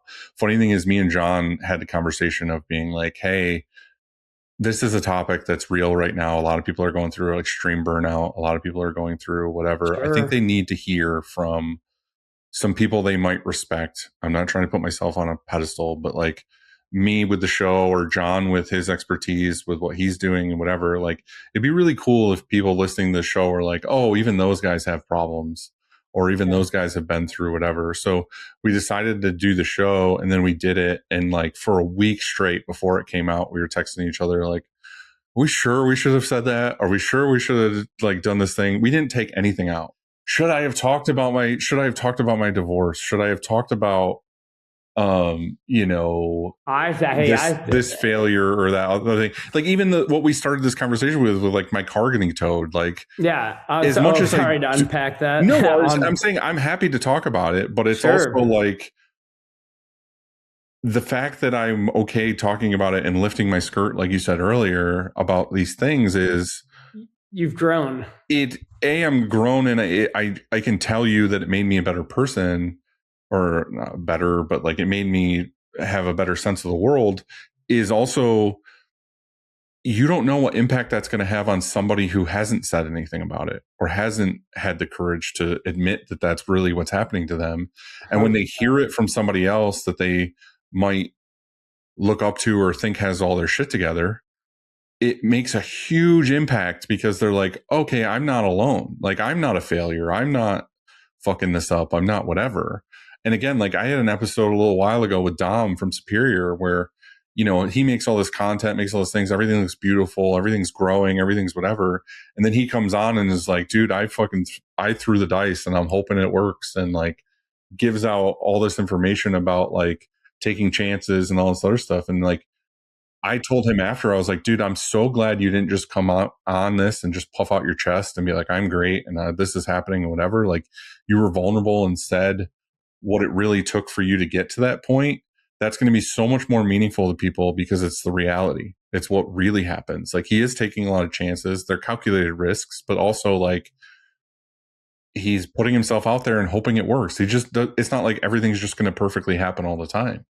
Sure. And that's the reality of it, is just like, the shit is real. It really happens to everybody. And it lets people know, oh, I'm not alone, and I can reach out to other people because they are going through the similar problems. Yeah. And really that's how I think connection happens, is when you hear, you know, like I got in a lot of trouble growing up, right? Made stupid decisions, and I mean, I didn't kill anybody or anything like that, but it was embarrassing, right? So, yeah, okay, don't tell anybody that I've gotten caught for. Right. But allegedly. those sorts of times, though, I like for many years after, I would hide that fact that like, don't share that. And then over time, like even at, you know, I stayed away from church for a long time, but I go to church now, and I mentioned that like I'd made a bad decision. I'd gotten arrested, and now I don't mind sharing that at all. I don't care if you want to know it, I'll unpack all that. But yeah, I shared that. And then later on that day, I got text messages from two different guys that were like, man, I got arrested last week and I'm really going through it, and I'd really love to talk to you. And right. And so, I mean, not that it should have been a thing that I should have had a lot of experience with that I could help them out with. But it was. And so it was a way for me to connect with people that it's like, oh, okay, this looks all buttoned up and everything. It's like, no, I had to delay our wedding because we were, I didn't have a, give me the real short version so that people don't think you're a murderer. Oh, it was just alcohol related driving incident. So, yeah. And that's, yeah. So again, I didn't wreck the car, but I could have killed somebody, and that's I deserve punishment for it. But that's the sort of thing that was such an embarrassing thing in my life that it was so bad that I could never share this with anybody, and I can't. And I remember I didn't have a driver's license at this first very short period of time, and I'm sharing this on this podcast, so now it's. But my wife and I had started dating, and the girl I dated before, her parents, it was like they didn't like me. Her dad didn't like me. It just wasn't going to work. But when I get to my now mother-in-law's house, and Jamie goes, "Yeah, his mom had to drop him off. He didn't have a license. He got arrested." And I'm like, "Oh my God, let's not start." Like, it's a rough start. Nice to meet you. Yeah. It's just temporarily suspended.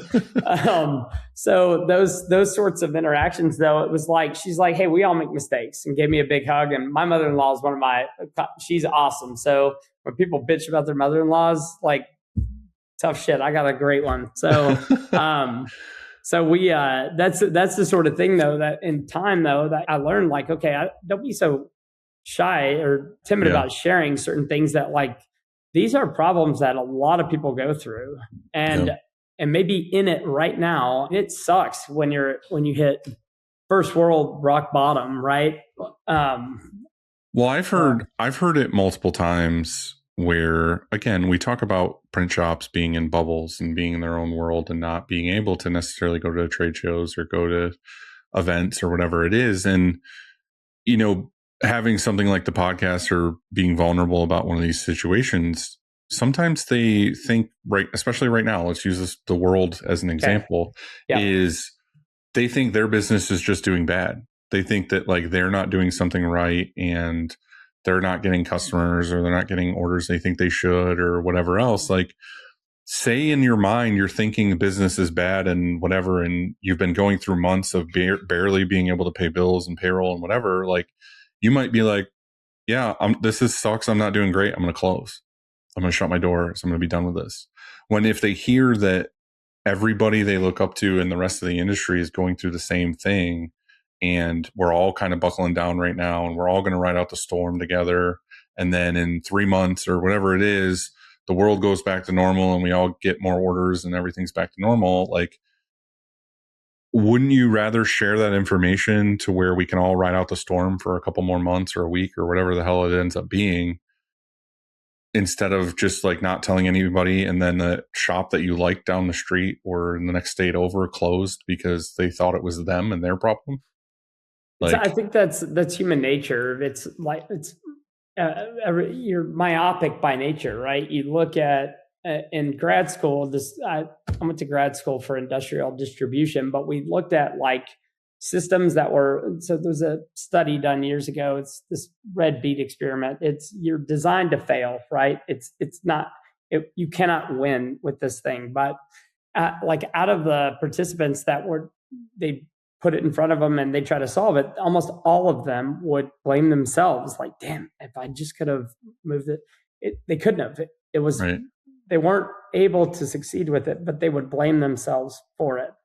And that's I think what you see in life a lot is, I mean, like right now, if it's slow in the apparel decorating space or the capital equipment is really slow. Like, screen print equipment doesn't wear out as fast as most equipment. And it's, you can hang on to it for a bit longer. And that's the sort of thing, though, that, like, does that mean we're going to go shove presses down people's throats that don't need them or try to talk them into? No, that's not the case. We're trying to do creative financing, things like that, like $99 payments through the end of the year. And does that go on the back end of the lease? Yes, it does. But it's also the ability to it opens the door now for opportunity where it wouldn't have been before. Yeah. Yeah. So And that's the sort of thing, though, that I've done that. I look around, it's like, okay, even if we go take market share, there's not that much market share to take right now. So it's okay but what are we going to do in that time? Let's get cleaner on certain aspects. Let's sell automation and like our folding equipment, things like that you can still save people a lot of money by going into their shop and looking at their process. And you've got 20 people folding shirts and put them in bags. Like, let's eliminate that. That goes back to what we were saying before, is being a partner. I'll say a partner in print or whatever, but like if you were to go in as someone who's been in X amount of shops and have knowledge on your equipment or whatever, and go in and also to kind of like help a shop grow that has nothing to do with buying a piece of equipment, and you can help them be more lean or be more efficient or whatever, that's where it's so much more impactful, because now instead of being like, well, I can't afford this, or I couldn't possibly get a press, or I couldn't whatever, you could be like, well, if you got, say, an autocoder and a CTS, it's going to save you X amount of time in setups. You're going to go from an hour and a half setups to 5-minute setups. You're going to go from 4 employees doing this project to 1 and 2 maybe doing this project. And you're going to be able to get 3 more jobs done a day. Like, what is the savings on that versus them just thinking in their head, well, I'm just going to manually code all these screens and we're still going to do film and whatever else. It's like, okay, well, here's the real numbers. Like, if you could go to a shop and show them like actual math and data and like, oh yeah, I had a call with Kevin, from Saudi earlier. We were talking about camp, and we were talking about if at camp we should, in his rotation, like show coding screens. And he was like, well, I could just like manually code screens. And I was like, yeah, but wouldn't it be beneficial to show them, even if they don't have an autocoder, the importance of an autocoder with the consistency, the actual trackable EOM, and like all these other things? Because to me, that's the first thing I would recommend for any shop to buy, to automate, to make them a better shop, is to have an autocoder. I was like, yeah, we could manually code to just show the actual fucking action of coding and like what you should do, whatever. I was like, but there's so much to it when you buy that piece of machinery, where it pays itself off so much faster, and it just makes your quality go up so much better. It makes your repeatability so much better. Sure. Like, that's where you guys can come in, even if you don't sell that product. We have one. No, it's there in the demo text. I know, but I'm saying if you don't say it was something other than that you guys don't sell, it makes that shop more efficient, and it makes it to where that money can maybe go into the pot to invest in that equipment, or they could have that money at the end of the month to make that press payment, because now they have 2 less people working on that project, and they're making more, and their turnover's faster and all this other stuff. They're like, oh, well, now I can afford that piece of equipment. Yeah, it's self-serving, and like now they get to buy a piece of equipment for you, but you now have better customer service, and you have a better customer for life because you showed them things that wasn't a sales tool. Yeah, and that's so when I first started in sales, my first boss is a guy named Matt Smith. He said, "What is sales? What's sales to you?" And he used to try to trip me up all the time. He loved it when philosophical questions. Oh yeah. Well, so he's like, sales is getting someone to buy something that they didn't know existed or thought they needed or even cared about. So like when you walk into a shop that's seeing something like, this person doesn't know, they're unconsciously incompetent to the fact that they benefit greatly from this, whatever it is, a consumable product, piece of equipment, whatever that is. It's the Wolf of Wall Street thing where he sells him the pen, and he's like, can you write that down for me? And he's like, I don't have a pen. He's like, oh, here you go. Like, you have a need in my head. That is one movie I leave downloaded on my phone, because no matter what, you can laugh. And yeah, it's a great movie. Yeah.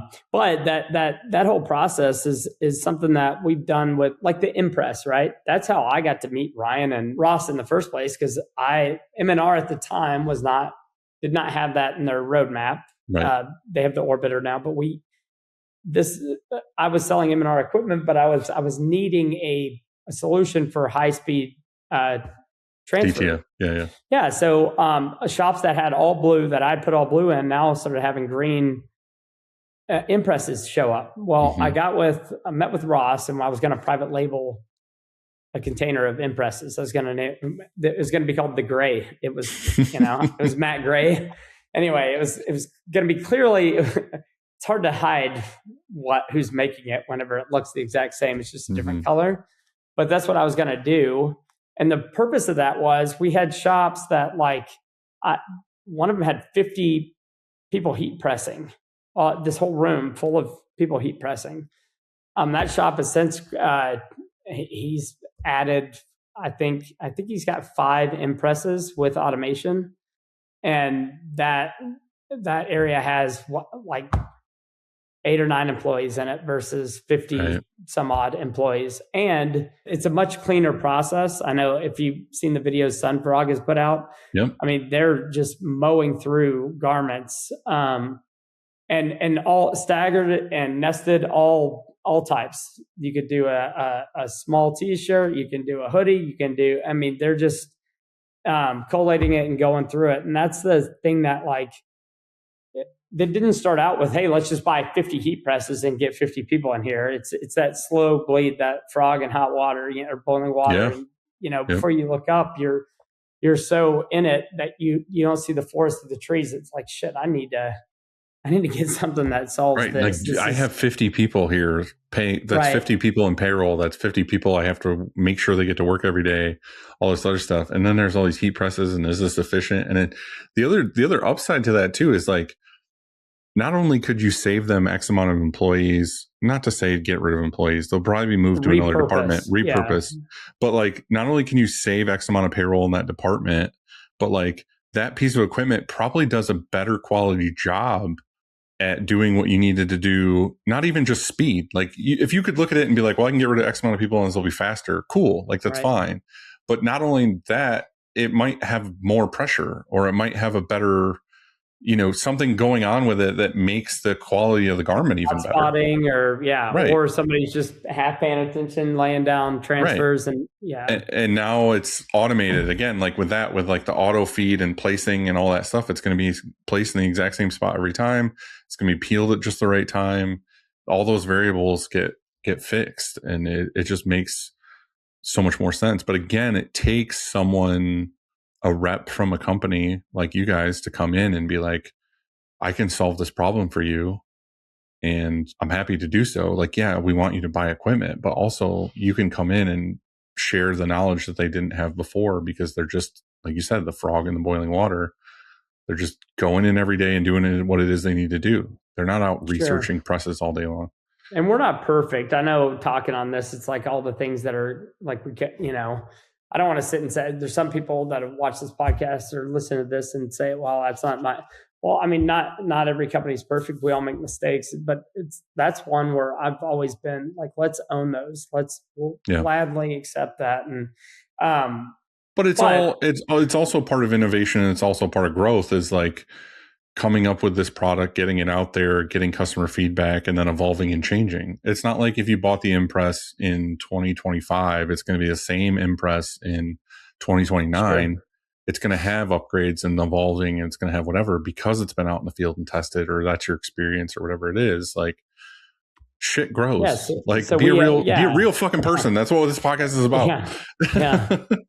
That's unfortunately in business sometimes, and how things have gone on with, you go to a more corporate establishment or whatever, and there's this, it's inevitable. I feel like Larry David at times, where I feel like this is fucking wrong. This is not right. This makes zero sense. But the last time was on American, trying to fly to Tampa with my kids, and I have my daughter sitting next to me, and they moved me for some reason, and sorry, can't move you back. I'm like, well, somebody moved me, so yeah, you could move me back. Right. It's little things like that where it's just like, be human.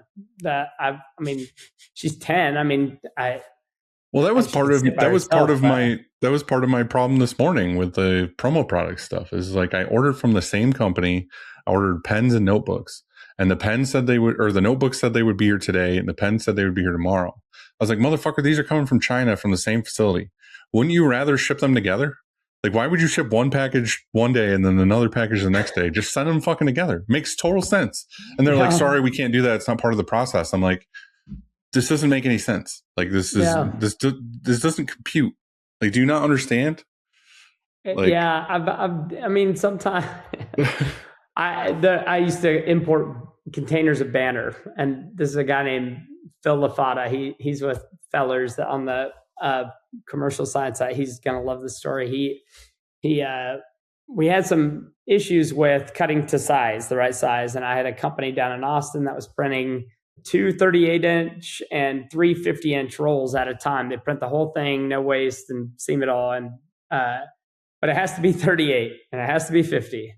And they would just take rolls and measure it. And then if it's off like a hair, it's just thrown into a pile.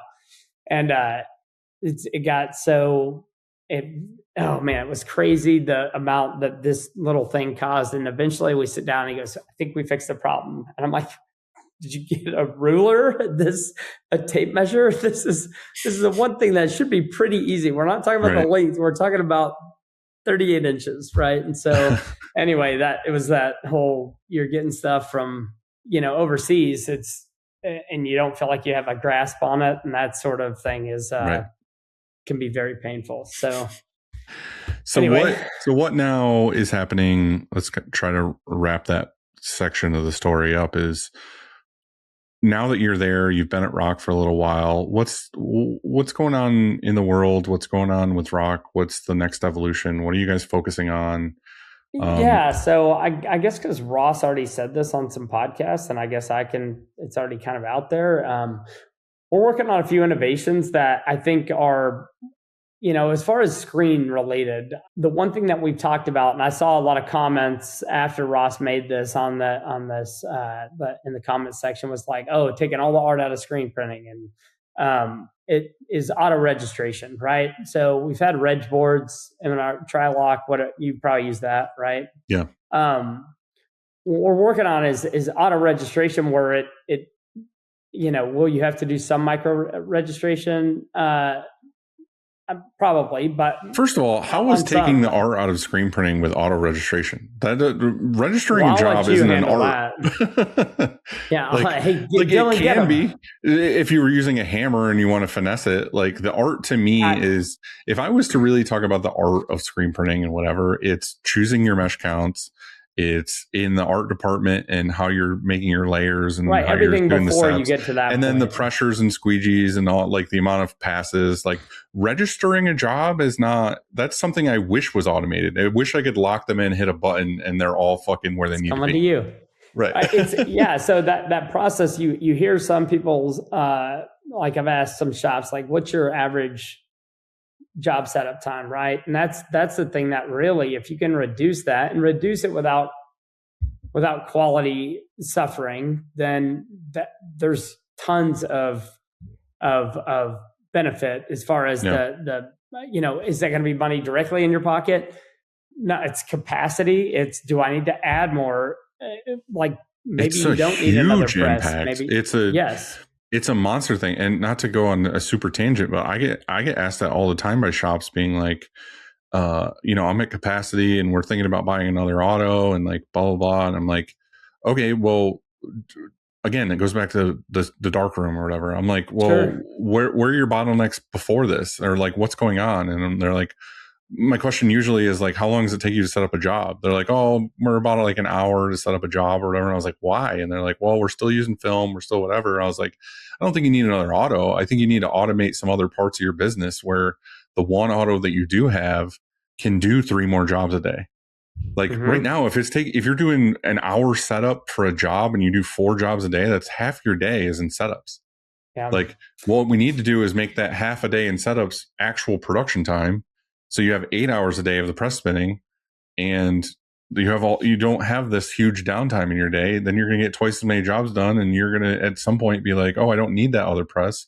I'm glad I got CTS and autocoder and whatever else, to where my pre-press is dialed and I can set up a job in minutes instead of whatever. And that's the same thing with you guys. Like, you're innovating a thing for an auto that kind of puts you out of business with selling maybe some more autos because they're able to print more jobs on that auto.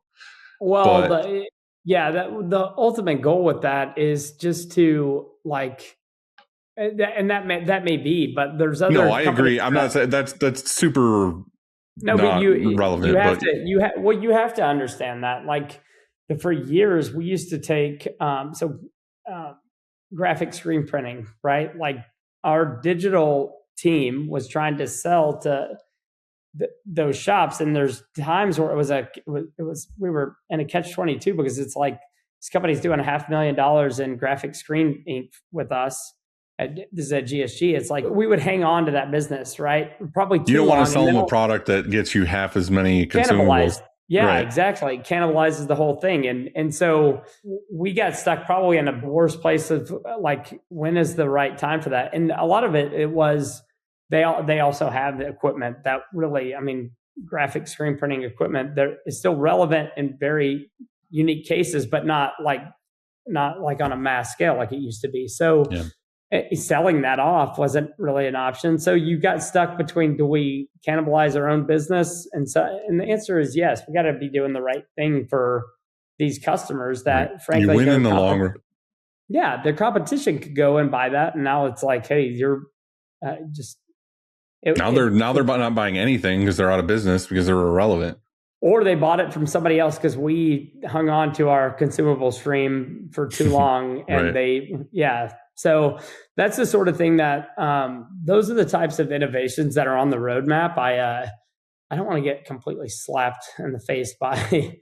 No, you don't even need to give me like things on the horizon as far as the technology. I think the auto registration is an awesome thing. I'm really excited to see what that looks like and how that works. But I just mean more. I don't know how to say this, but like, I like hearing the fact that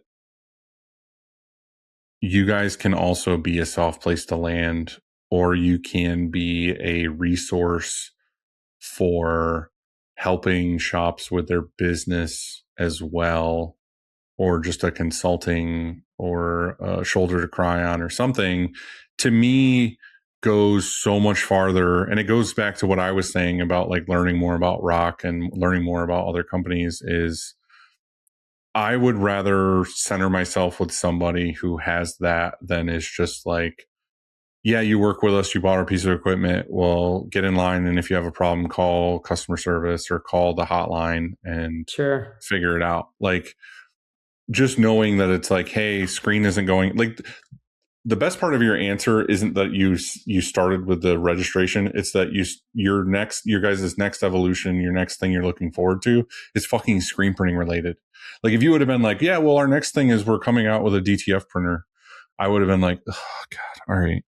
Like, but tell me more. No, I'm kidding. Yeah, no, but I'm just saying, like, the fact that you were like, oh, we're trying to innovate something that has to do with screen printing press is refreshing. Of like, okay, cool, we're figuring out the next thing with this press, or we're diving into screen, or I don't know. It's just, I think just being available and open and real humans goes so much further than constantly just being like, we have the next shiny object. Yeah. Well, I mean, I would text you weird shit regardless. So I don't want you to know that, but it's also that too, like being able to have conversations like that, where it's like, hey, we're all around the same age. This is something that like, I don't feel like a grown up, that sort of thing. It's more of like, I don't know, maybe it was our generation, that growing up in an area where it's like, okay, that was all that formality and all that, like, I mean, there's something to that, but it's not for me on certain things. It's like, if you have an issue, let's hash that out. Or if you want to catch up about life, I mean, we're all people first, right? Like, yeah, we have our businesses, but I spent way too long focusing way too much. And I mean, trying to have kids, we did a lot of infertility treatments, and I've got 3 girls. They're my twins are marching around in the background here, but that changed me as a manager and how I dealt with customers, and that, like, it's totally different, right? Like, it's I have to let them fail. I have to let them try things. I can't protect them all the time, and I can't do it for them. And that's the things that happen in management. It's like, give autonomy and not empowerment. Empowerment, well, in some cases you have to, but like empowerment's like, I have the power, I'm going to ladle you some, and then you better not screw it up, that sort of thing. But like autonomy is like truly like, hey, take it, go. And that's a lot of these relationships from manufacturer to customers is, none of this is like we're making tens of thousands of these units and we can't diversify any of this and we can't make any changes for you. It's no, we have to learn from you. I wrote down the you said board of directors, like a power user group or a diversity user group, to have a panel and really get to understand. I was at 12 Ounce Collective up in Kalispell. Talk about somebody who has, mastered the detail. That's the cleanest shop I've ever. It's a showroom, yeah, it's amazing. And anyway, he has similar thoughts on that, and we're working on doing something like that. Just his is of like some of the finest detail. I would say that's the other thing is I get to go into so many shops and get to peek behind the scenes and how they're doing things and what they value and what they really care about. And that's the sort of thing that it's I just become like a reference guide to, hey, let me connect these two people. But that I think that's kind of evolving to be the overall theme of this episode is just like, be a real person, be approachable, be honest and vulnerable about certain things. And, I can't remember the name of it right now. And you were supposed to be there, I think, but I think you were in Portugal, where I was the speaker for this like manufacturer event thing. It was virtual. And I ended up giving a speech about my story and the whole thing. And then there was a Q&A at the end of it. And they were like, give us your feedback on what you've learned with like Shirt Show and whatever on like, how can we be better with marketing, or is there something we should be doing or whatever? And like, I was like honest, and I was like, just be real fucking people. Like, I'm not trying to piss anybody off here. I'm not trying to step on toes, but like, drop the fucking polos, like drop the attitude and the I know everything and you don't attitude shit. Like, it goes nowhere. It pisses people off. It makes people intimidated to even approach you. Like, be a real fucking person. Like, I can't say that enough. Like, these printers most printers, I'm not going to say all printers, but a lot of printers are artists who got into this because they love the craft of it and they fell in love with it and they decided they could make a business out of it. And they started in their garage and they eventually got to, again, grow a business and make it a real thing. Like, they don't want to be sold to. They don't want to be told they're idiots. Like, so many times in my career early on, I would have a consultant come in or a rep come in for a thing and be like, you're doing that wrong. Didn't you know you should be doing this? You should be whatever. It's like, fuck you, dude. Don't ever come back here. Like, you might be right, but you're a fucking dick. Like, don't come back in here. Like, I don't need this. Like, if you were just like, hey, I can help you with this, or maybe you should, like, you could try this. Have you ever tried this? I'll send you a sample, whatever. That's like, all right, cool. That's awesome. Like, thanks for the help. Let's figure this out. But stop being so closed off and just waiting for people to show up to your thing. And when they show up, you're just a dick to them. You didn't know that this is how this fucking press works? It's like, no, asshole. That's why I'm here. Like, I'm trying to fucking learn from you. Like, what are you saying? It's there's there's times in life where you go through where it's like, golly, it's like I'm doing them a favor by even being here. Yeah. Like, and I'm going, like, I'm putting them out. It's like I don't want to this. So, like, to me, I equate store people, like gun store. Dude, I was just gonna say, and it's like there's somebody sitting behind the counter. It's like, you don't know what? No, that's not what you want. It's like, oh my god, a million percent. I was just gonna say the exact same thing. I've done that scenario, like buying a weapon or whatever, and having it be this. Oh, you didn't know the caliber of this and the sight that you should have for this and the whatever. I've done that more so though when I was in a band. And say you're just starting out and you're not like a master of your fucking instrument or whatever.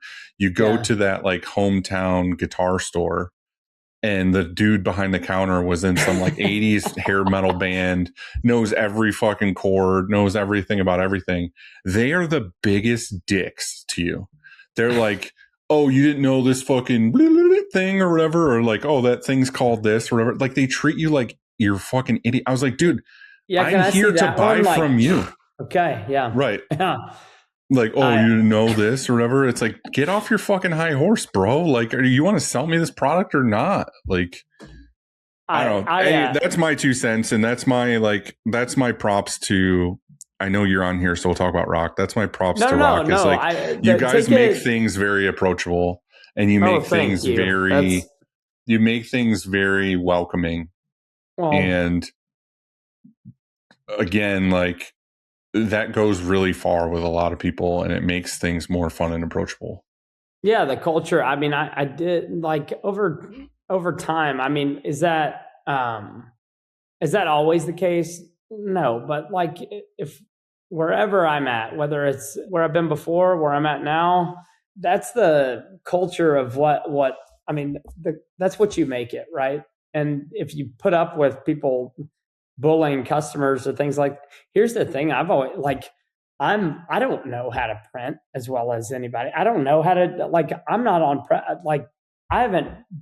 You're using your strengths in this scenario to the best of your abilities. It doesn't mean you have to know everything about everything. I don't know. My job is to go, we have a solution that can improve the overall like success of this business by changing, like, how do I, usually it's asking questions and listening. You're good at facilitating. You could be like, hey, like, I heard this problem you have, and I know that we have the solution, but here's Bob who like knows all about this, that can help you and like help like solve this problem for you. Yeah. It's more of just identifying what's your biggest pain points and what's something that you have ambitions of doing or improving in your shop, and you've just been stuck on things, open-ended questions. That's it sounds easy, but it's important, right? And it's easy to kind of take a look at somebody's shop, see where they're headed with, you know, like you talked about, where it's, you know, they're wanting to add another press, but meanwhile they're spending half the day setting up jobs. And it's getting them to understand that without being bullied into it, right? Like that's never going to be, I mean, take anything in life. And that's, but the truth is they might just not know that they're doing anything wrong. And it's not that they're doing anything wrong. It's that you have knowledge of better efficiencies that they don't know about yet.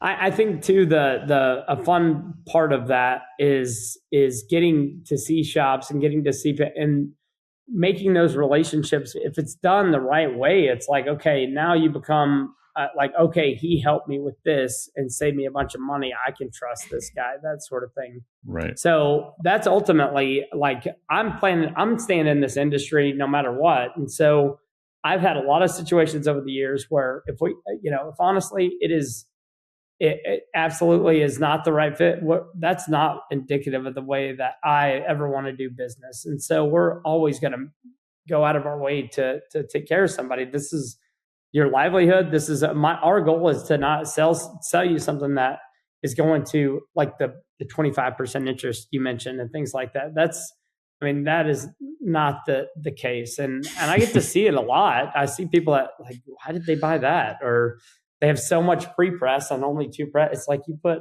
10 bathrooms in a 2-bedroom house. Like, why did you? It's a great way to put it, by the way. Yeah. I'm going to get to this couple more philosophical questions, and then I'll ask you a fun one. What's one thing that's changed your mind about our industry in the last 5 years? I would say, one of those is pretty easy. When I heard the can of corn, and I'm like, what is that? And it's a person. And I'm like, is it? Yeah, it could be anything. He's a freak of nature. And I did wear that can of corn necklace. And by the way, it's So I asked how much it was because then I was afraid I'd lose it. And when he told me, I'm like, I'm going to just swallow it and I'll give it back to you tomorrow. So that way I don't lose it. But I didn't know who that was. Just being on the periphery, looking at that and seeing somebody I didn't know how to even is that guy approachable, right? Is that what is the like? What is he all about and what's going on? Enigma. He's an enigma in my mind, right? But he was friends with Ryan, and I had gotten somewhat close with Ryan. It was like being on the other side and being a part of the team with those guys and becoming really good friends with those guys. That's something that the perception for many years we had was like, oh, those punks over there, they're not really taking it seriously. They're coming in trying to, we've been doing this a long time. It wasn't giving them credit or validation at all, right? So much so that I had the team and myself believing that ROQ equipment was not near as good as what we were selling. It's inferior products. That's not the case. That wasn't and a lot of times it's like punk kid, they're my age. Like if I'm, just because it's one of those things that I don't think that you've opened your eyes to the other side. Yeah. And that's something that they never did that to us. And that's at least I don't think they did. And that's the difference, right? There was judgment and this dismissal of something that just was different and new. But I looked at one trade show and my counterpart at the time goes, if you were coming in here to buy a press today, would you buy from us or would you go over there and buy from them? And just the way that the booth was set up that time and the way that it was like, I mean, that looks a lot more fun over there. And so, it was pretty evident. Like, where would I go? I would go over there, more approachable. There's music going, that sort of thing. And so that was the shift in philosophy there. And I think we're not, I'm saying me and others that may have had that. I think that's shifted big time. That's the sort of thing that you don't walk through the show and it doesn't feel as stuffy. You know what I mean? That's what I meant by being approachable and being honest and just maybe a little more loose and fun. Is it makes everything lighter. It makes everything a little less serious. It makes things more human. Because if you're just walking up to a robot person and being like, what's the price on this? And they're like, here's the price and blah, blah, blah. And that's it. Then that's kind of there's no human connection. There's no feeling of trust. There's no whatever. I talked to another robot human and got a price and paid for a thing. Add a little flair into it. Add a little human aspect into it. Add a little talk. Yeah, talk about real life. It's hard to care. It's hard to you can't teach somebody to care. You can they just do or they don't, and not care so much to where they don't want to offend or say the wrong thing or care. Okay, this person. So we had a deal where it's at GSG where, especially during critical selling events, these are okay, customer is pissed, the machine screwed up, or we screwed up so bad, they got a bag with one pin in it. They're pissed. Right? I don't know if you're that pissed, but say you were. Here's what we can do with this customer. We can either solve this problem in a way that we go above and beyond and treat this like we care just as much or more about their problem than they do. Right. And if we truly want to do that, that's going to create a customer for life. Or we can half-ass it and we can tell them, well, here's the return policy, and then we can go ahead and just write that off as that. I mean, we might as well close their account because they're not going to buy from us again, right? Yeah. Well, it's the story of, at that one shop, basically talked to Ross and, Ross gave some real life advice of, you're not ready to do this. You're not, you can't run a shop unless you're fully committed to this and you have another business or you have another job or whatever it is. This whole story of basically real life talk with him about what he should and shouldn't do. And Ross wasn't trying to have him buy equipment. He was just trying to be real and you're not ready for this, whatever. And the whole story is basically he proved him wrong. And now he likes rubbing it in Ross's face all the time of I could do it. I did do it. And now he's a customer for life. He's a dedicated person. He walks through a trade show and high fives Ross and like this whole thing, because it's like he was real with him. But if Ross would have just like, he would have came up to him and been like, oh, I'm thinking about this. And Ross was just like, yeah, buy this 12th color or whatever. Here's the price. I'll send you a thing. And he bought it. He probably would have been fucked at that time. Maybe. Yeah. Or he would have got a bad taste in his mouth after he got screwed over and went with another company. Like Ross, in either case, didn't necessarily do anything wrong. Like he pushed him and was real with him here, or he sold him on press here, wasn't wrong. But like the higher end customer service or the higher end care or the I want to know you for the rest of my life was over here, where he was a real person and talked to him about the situation, gave him the real hard truth of that reality. And Jaime proved him wrong. He was just, and now it's a story he has for forever. It was a story he told me. It was what's his shop name? At That One Shop. I love that guy. I love that. Yeah. He's an amazing human. One of the best people out there. California. Yes. Right? Yeah. One of the greatest dudes for sure. I love that story. But it's just like, that's the difference. Like it took no effort. It took no time, or it may have taken a little time. I'm not gonna say that, but like a couple minutes of a conversation with somebody versus just being a stuffy dick, like changed the life of somebody and improved somebody's business and made them a customer for life because and he's full time screen printing now. Right. Of that human interaction. And it's like, that's all it takes. Yeah. So that's just one story of many that I've heard about. I like stories of Ross being wrong too. So this is fun. Exactly. All right. What's something small that you do that has a massive impact on business?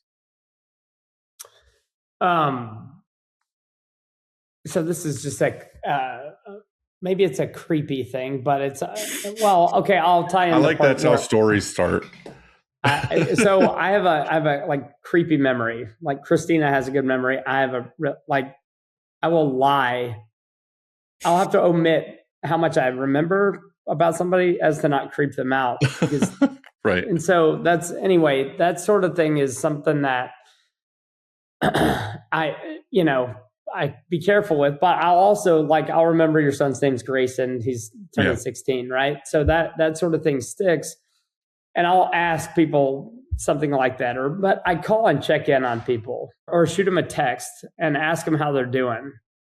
Dan Zamuda with Nasdaq Source One. He's one of the sales managers. His mom passed away unexpectedly recently. And we, as the group that Todd Petty puts together, we sent a package and everything. And they had done the same for me when I couldn't make it because of Jamie being going through treatment. I called Dan to just check on him, see how he's doing. And that's just something that if you don't feel comfortable calling, just shoot a text and just say, hey, I'm thinking about you. It's got to be terrible. If you can offer that. Is there anything I can do? Or just write him a letter, right? Handwritten letters go a long way. I haven't been as good about it in recent years because it's just, now this shirt show podcast is going to make me feel like, because I feel guilty. I haven't written as many of those in recent years, but I'm very good to make sure I follow up with people and on stuff that it's like, hey, he really cared, cared enough to actually check back in with me. It's funny that you say that because I don't know, a couple months ago had said something about wanting an app that, and this isn't like a cheat or whatever, but it's just, I have a busy life. I have a lot of things going on. I forget a lot of things. They fall through the cracks as far as like what you're saying. There's a lot of people I love. There's a lot of people that I respect. There's a lot of friends that I want to keep in touch with. And life happens. And then 4 months goes by and I'm like, fuck, I haven't talked to so-and-so in a while. And I really want to. I really want them to know that I care. I really do care. I want to hear about their life. I wish I had more time to spend with them.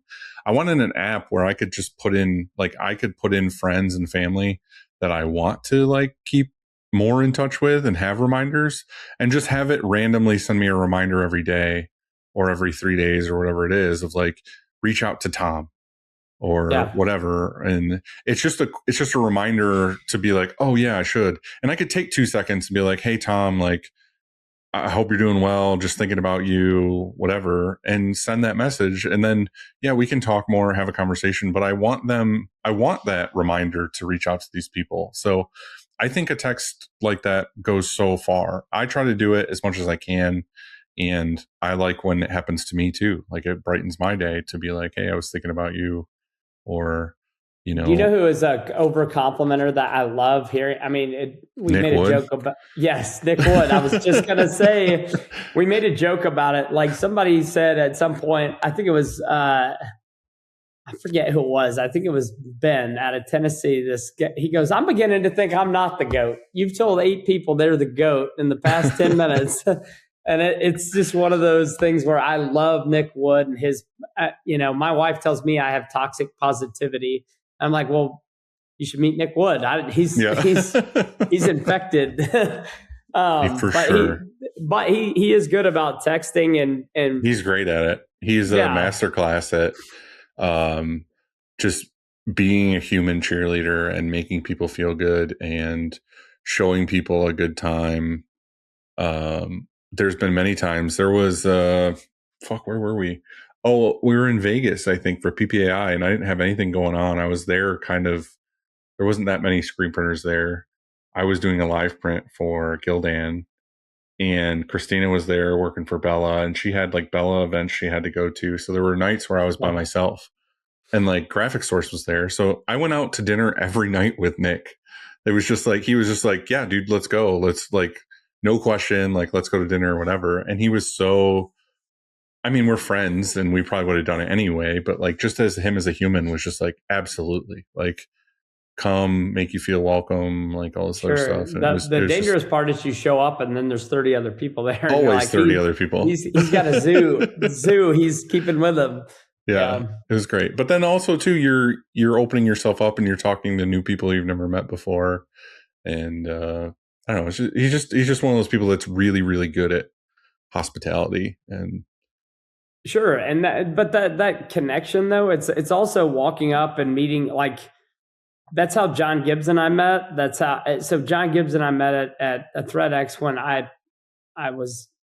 thought that the guy that was doing the speech was not very good. And he, his name might rhyme with Guy Raz. And there's no rhyming there. It's his actual name. Oh yeah, that's his name. Whatever. So I told John, I walked out and I saw John Gibbs there, and I didn't know John from Adam. And I said, hey man, what did you think of that speech? And he's like, what do you think? And I go, I think that guy's never been through a hard day in his life. And John's like, exactly. And so we hit it off. And from that, John and I love John to death. I love John and Jules are the best. They're great. And I'm out one night, I'm about to head back to the hotel, and I stopped by that Irish bar, and that's how I met Andy. That's how I'm, Ray Smith.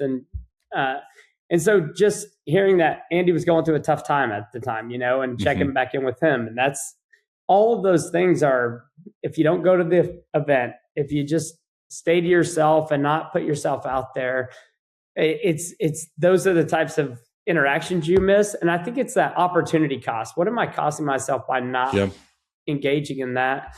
And who knows, some of that is just, the worst thing that happens is you have a new friend, right? That's it. It's not too bad. But the other side of it is just like the macro impact long term on your life. Like if I need somebody to, like I'm going through a hard time personally and I need somebody to ask a question about, I know I can call you. I know I can call 10 other people that I've met over the past 3 years that they would truly care. That's the best thing about doing that is you're going to a pool of people. Say you go to a trade show or whatever, and you don't even, I say this all the time, I don't even give a shit about the show half the time.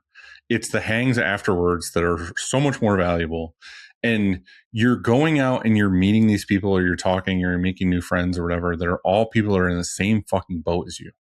They're the same kind of person. They're the same driven person. They're the more than you see extended family. Right. Like exactly.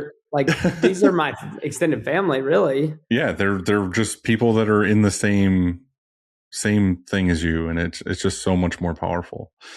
All right. I got one last question for you. Top 4 favorite movies of all time. She said you're going to ask this, and I'm like, man, that was the only thing she tipped me off on. And I was like, that's a tough question. I need top of mind movies, ones that you go to. Oh, Brother, Where Art Thou is one. Fantastic. It's a great movie. More of a musical. Well, I'm okay with that too. I would say there's a movie called Safety Not Guaranteed that's pretty good if you haven't seen it. I don't know if I have. Put it down. It's worth a watch. It's pretty mindless, but it's good. Well, you already gave me one I haven't heard of or know of, so that's great. That was kind of the point there. It's a little off the beaten path. No Country for Old Men. Fuck yeah. That's a great movie. The Revenant. That's a great movie. I don't know how many times we would go on these hunting deals, and there's this. You think about getting attacked by a bear?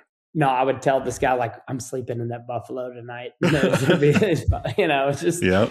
But yeah, that movie was pretty good, and yeah. Let me think. I'm a huge movie guy though, but narrowing it down to 4 favorites is tough. There's some movies I've been making a list of things I want to rewatch. It was funny, like a movie that's very high up on my list of just like loving it was Patch Adams, and yes. Robin Williams is my all-time favorite actor. There's and Philip Seymour Hoffman was good in that. Fantastic. There's a line in that movie when Robin Williams says, you don't have, one of these days you're going to wake up and realize you don't have to be an asshole to get things done. Yeah. And that line is like, that's true. You don't have to, there's quit being a prick. It lines up perfectly with our narrative of this episode. Yes. Yeah. So watch Patch Adams, feel your feelings. Don't be Philip Seymour Hoffman. Be Robin Williams. I can say though that we speaking of watching movies, so we're checking off movies. We have a notes, all the movies like from growing up, and so some of them you watch and you're like, oh my gosh, the ratings were not the same. They shouldn't. For sure. Or like in E.T. even the first, like that used to scare me as a kid for whatever reason, for being honest. And my youngest daughter loved it, and so we'd watch it. And that first scene when they're kind of arguing at the dinner table, he's like, calls his brother a penis breath, and I'm like, God bless. This is, it's funny. It's funny because I just did an episode with Dan from Lincoln Design, and one of his top 4 was E.T. And we were talking about it. I was like, dude, my favorite thing about E.T. is the meme I saw on Instagram a while ago that was like, if E.T. came in my neighborhood, me and my friends would have killed him with a hammer. Oh, yeah. And I'm like, dude, that's 100% accurate. I was like, if he was to come around our area, he would have been, the rednecks would have fucking killed him so fast. What is this thing? I love that. I will say, so I'm looking at all this now and going, okay, Royal Tenenbaums, definitely top one. That's right neck and neck. And I don't know why I just blanked. I'm nervous. You make me nervous. Come on. We just talked about how I shouldn't be doing that. I'm very approachable. We have all these. Yeah. I want your autograph later. We have, so on here, like my wife has made fun. So you revisit to see if it holds up, right? A lot of these hold up, right? Like they're still really funny, but one of those is Field of Dreams, and I still love the movie. But I love that movie. My wife it's super depressing. All over the plot line, yeah, super depressing. But it's like it's basically like, man, his relationship with his dad comes full circle, and that's the point of it. It's like, so he builds a cornfield and that people come from. It's like, no, quit shitting all over the place. It doesn't even really have anything to do with. I don't say it doesn't have anything to do with baseball, but it's more about the fact that he gets to share that moment with his father. Right. Yes. And then that's the whole story. Like, it's just that he built it. He finally got to see his dad and what was important to his dad. And then his dad walks away, and like he got that closure, and he got to experience it with his family, like his wife and his kid. Yeah. And he's, hey, Dad, you want to have a catch at the end? You're almost in tears, or in tears. And it's like, oh my God. anyway, she's over there just laughing at it. So it's been a little tough, but yeah, we've gone through some good ones. I mean, we've knocked out the Goonies. We've done Wedding Singer, which was I thought it was good. And then some of them they don't like as much. Tommy Boy, they didn't. I fucking love Tommy Boy. And I said something the other day, or the word shnikes came out. My youngest goes, "Oh, that's from that really old movie you showed me." And I'm like, "Damn, I feel old. I saw that in the theater." Me and my brother, that was probably one of the most quoted movies me and my brother had for forever, and we still do it. Like anytime I get hit with something, it's like it doesn't hurt here or here. It hurts right here.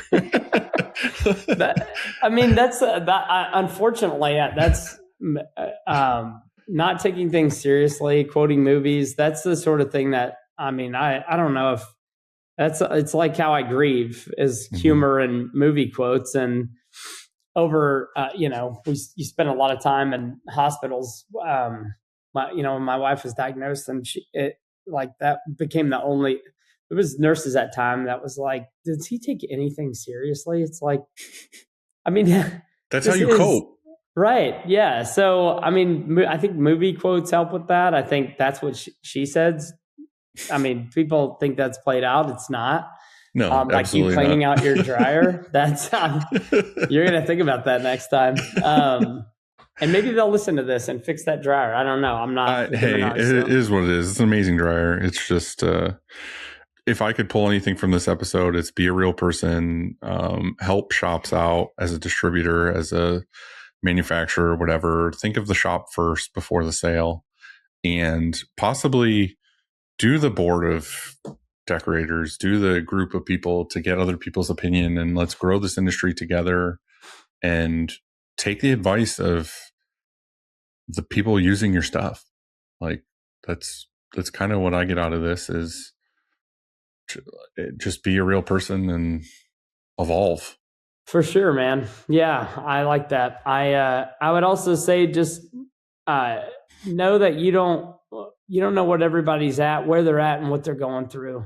And there's people that put on that face and that demeanor that caring more and truly like leaning into those conversations and relationships, and asking them how they're doing. That's the sort of thing that it does go a long way, because there's times where I think we all get in the habit of going through the motions, or that's. So.